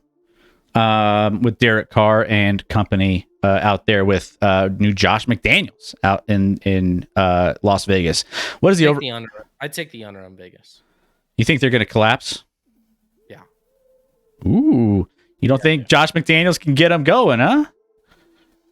No, maybe for a couple games like he did in Denver. No, I don't. I think they went big with the Devontae Adams, and it didn't really make sense to me to do that move. And I think the Raiders finished at the bottom of the AFC West. Green Bay Packers struggled to get wide receivers this offseason. They don't really have a lot, but they still have 10.5 as their win total. The only other team in the division that I can see catching them would be the Minnesota Vikings, which I think, or the 11-6 Bears, or the 11-6 Bears. The Bears are going to win this division over both teams. It's just chalk it up. This is sneakily one of my favorite bets. I think the Vikings have gotten a lot better. I think the Vikings can hit this. We talked a lot about Washington being one of our favorite bets last year, and it kind of backfired on us the minute your boy Fitzmagic went down. But this might be one of my favorites of this offseason. Obviously minus 130. It's still not super high in the grand scheme of things for that 8.5 total. I like the Minnesota Vikings in this one a ton in the over. I would agree. SCG agrees with you, and I agree with you. I like the over here with Minnesota. This is probably one of my favorite picks on over unders that I was reviewing when it came down to it. So those are kind of the big ones. Anything else that we missed, guys? Let us know. What's the Saints over under at? The New Orleans Saints 8.5. They have a decent roster. It's not a bad roster. You got Jameis Winston still. I'd take the over on that too. Over, you're getting plus money too. You're getting plus 115. Yeah, I'd take the plus 115, and I would bet that. Everyone hates Jameis. I don't hate Jameis. I like Jameis. And I know they have a new coach, so we'll see without obviously Sean Payton, but they were pretty successful in the year he got suspended. So are we sure that Sean Payton is as great as he was? I don't know. They're getting hopefully Michael Thomas back. They're getting who'd they get at wide receiver otherwise? Just recently. I can't think of who they just got, but they just got a guy. I like the Saints over. Okay. Saints? Saints are kind of always a team that are in the mix. They're gonna if Breeze returns, Cuban, it's the under. I like the under. Well, and they're guaranteed to beat Tampa Bay twice a year. Oh, we got to go back to Tampa Bay. Right? New Orleans is guaranteed to beat Tampa Bay twice. I mean, that's kind of how it's worked out. Tampa Bay over under 11.5. Haven't really skipped a beat on that one. They are still the favorites in that division. That's a big number. That's a big number. That's a big. I wouldn't necessarily bet it, but I certainly would not bet the over. No, I would stay away from. I would lean under, but I wouldn't bet it. Wilson 6 years 6 years ago is better than Justin and Herbert and Burrow. Yeah, 6 years ago. Fine, for maybe. Sure. Vikings over. That could be true. So smoking, but that's irrelevant for this season. Giants 5.5. So the New York Giants. That's is that 5.5? Let me check. New York Giants 7.5. Right here. 7.5. Giants are 7.5. STG's like, what? What the hell? No one is betting me over on that. This is a weird line. This is like one that's so weird that I'm scared. I'm scared. Like, where is the trap? What happens? Does Danny Dimes become a real quarterback this year? Does Saquon Barkley look like he looked at Penn State or his rookie year before the injury? Like, what's happening to make them think that the Giants would win 7.5 this year?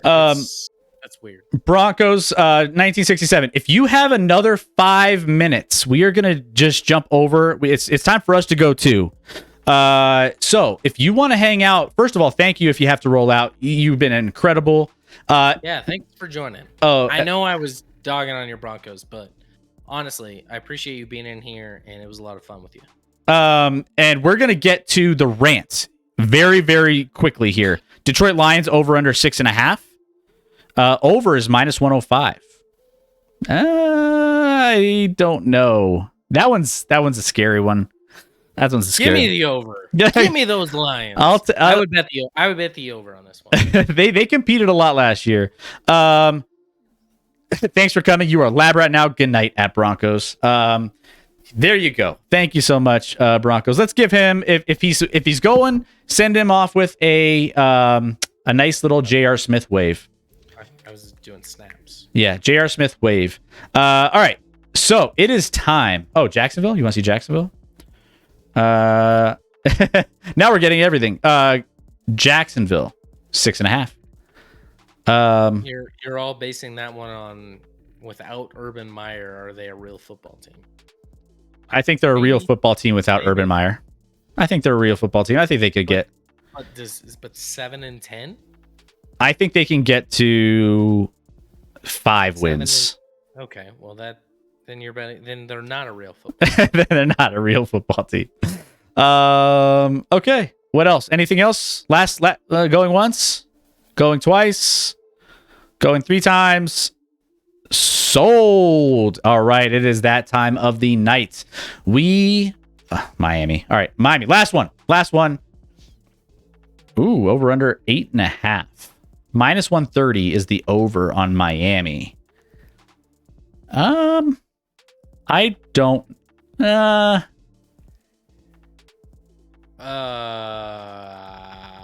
don't think they get there. I don't think they get there. Under. You have Buffalo twice. This team is dumping, and they got rid of their head coach. They're going to be downgraded at coach. You have Buffalo twice. It's bad. Awesome freaking show, fellas. You guys killed it. All right. But don't anyone leave. How about this? If you can hang out, because we have the coming in hot, and we have a fantastic coming in hot here. Scotty, you have some thoughts. There's been a lot of jibber jabber going on in the world of the NBA coming from one particular guy, and you have some thoughts. Let's cue it up and let's get you off and running. Guys, you are here, and we are getting ready for this coming in hot with Scotty A. Smith. Let's get it.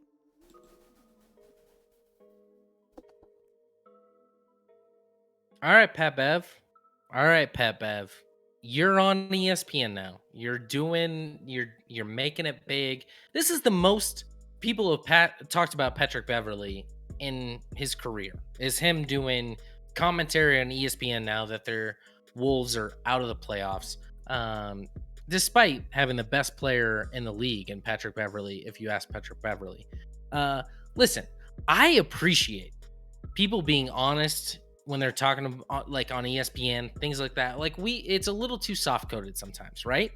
But Patrick Beverley comes on and makes a point of dogging on CP3. And if you know me, I'm not even a CP3 fan. I love CP3's game. I don't like his antics, trying to draw fouls. Some of the things he does, don't love that. Obviously, he doesn't have a championship. He's known for that. He's living with that day in and day out, and he played like trash after game 1 and game 2, where he was the best player on the court in that series. He fell apart against Dallas and looked like trash down the stretch. Understand. So Pat Bev, I appreciate, because I do it too. Speak your truth. Speak whatever you feel. But this felt personal. This wasn't a truth. He has a beef going back to some LeBron James camp where he was like, ask LeBron. I dominated CP3 back in this camp before we were even in the NBA. As if anyone gives a fuck, Pat Beverley. No one cares about that. Pat Beverley, you are self-appointed best defensive player in the league. Neat. I'll get into that in a moment. But guess what you are on offense? You're trash. Okay? You're on your 14 for a reason. You celebrated as if you won the Kentucky Derby when you beat the Clippers in the playoff game because you're mad at the Clippers. You hold a grudge. You're known for holding grudges. You're mad at the Clippers for not keeping you. You moved to the Wolves. You beat the Clippers in a playoff game. You're drinking beer in the press conference, celebrating as if that's your championship. Congratulations, because that's the only championship you're going to get, Pat Bev. All right? Listen, of course, we should talk about how bad CP3 was down the stretch. He was bad. But you made it personal, Pat Bev. You have a personal vindication against him, and then you brought in Paul George for no reason at all. You're like, well, Paul George wasn't scared. He's like, the Suns are ass. But then you talk about Paul George in this light that he isn't the same person that CP3 is. Paul George is an underachieving playoff performer that has never won shit, and you were on the same Clippers team that lost 3-1 to my Denver Nuggets in a series a couple years ago. So don't talk about Paul George if he's like in some shining light and Chris Paul should be trashed on. Trash on Chris Paul, and you're like talking like he wasn't. Everything I saw was Chris Paul and Booker getting trashed for how bad they were down in the stretch. But you made it sound like they weren't getting trashed at all. You called yourself the best defensive player in the league on air this week. In that 3-1 series loss, guess who went for 40 in game 7? Jamal Murray. Jamal Murray, I don't know if you were guarding him, but if you weren't, why wouldn't you be? And he went for 40 in a game 7 loss against you. All right? Are you the best defensive player? Of course you're not. You're just a dude. You're a dude that no one talks about. Like you don't have to be accountable for shit. You're like, let's make CP3 accountable. But you have it clear because you're just a role player.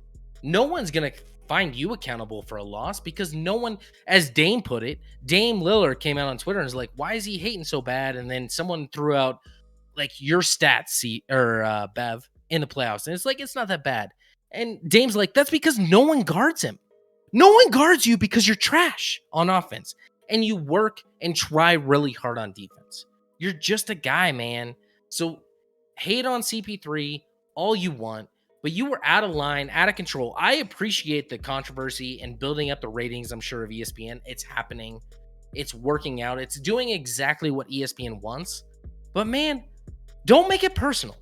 Hate on people not because you hate on them personally, but because you actually need to hate on them. You love on Paul George, but you hate on CP3. It doesn't make sense to me. Chill the fuck out, man.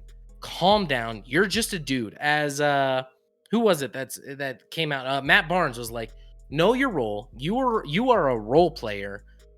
You can hate on guys and comment on their play, but you took it too damn far. And I don't even like CP3. I don't like him. He was awful. Hate on him all you want, but you made it personal. Don't do that, and don't bring other guys into it. Everyone's hyped on Pat Bev as a commentator after the game, and I'm not here for it. Fix what you're talking about, dude. And there you have it. You thought we were going to get out of here without talking about some Pat Bev drama. And here it is. This is it.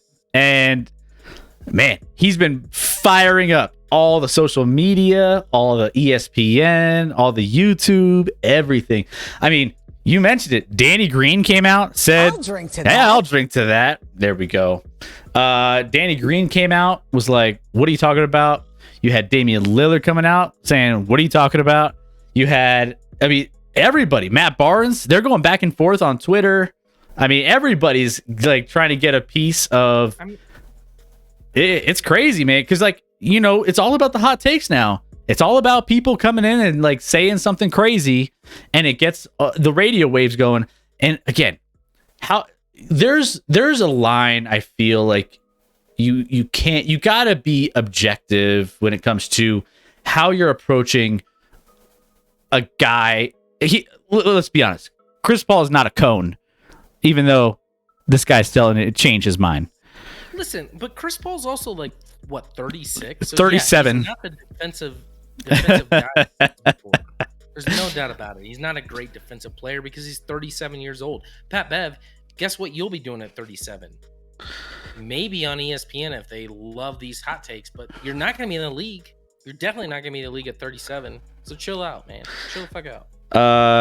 So Pat Bev, he's doubling down on everything, and the show was fun, boys. Please let us know y'all's schedule. So good question.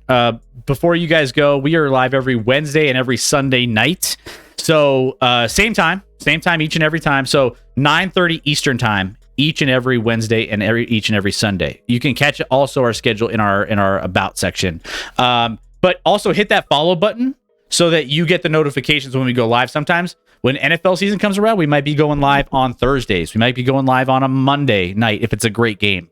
So have your notifications turned on if you hit that follow button, and you'll be in great shape. And follow us on all the socials.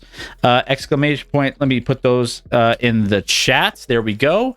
And then we can talk about stuff offline. And also we have our Discord, which you should join, because Discord is where we are always chatting about games when we're offline, so on and so forth.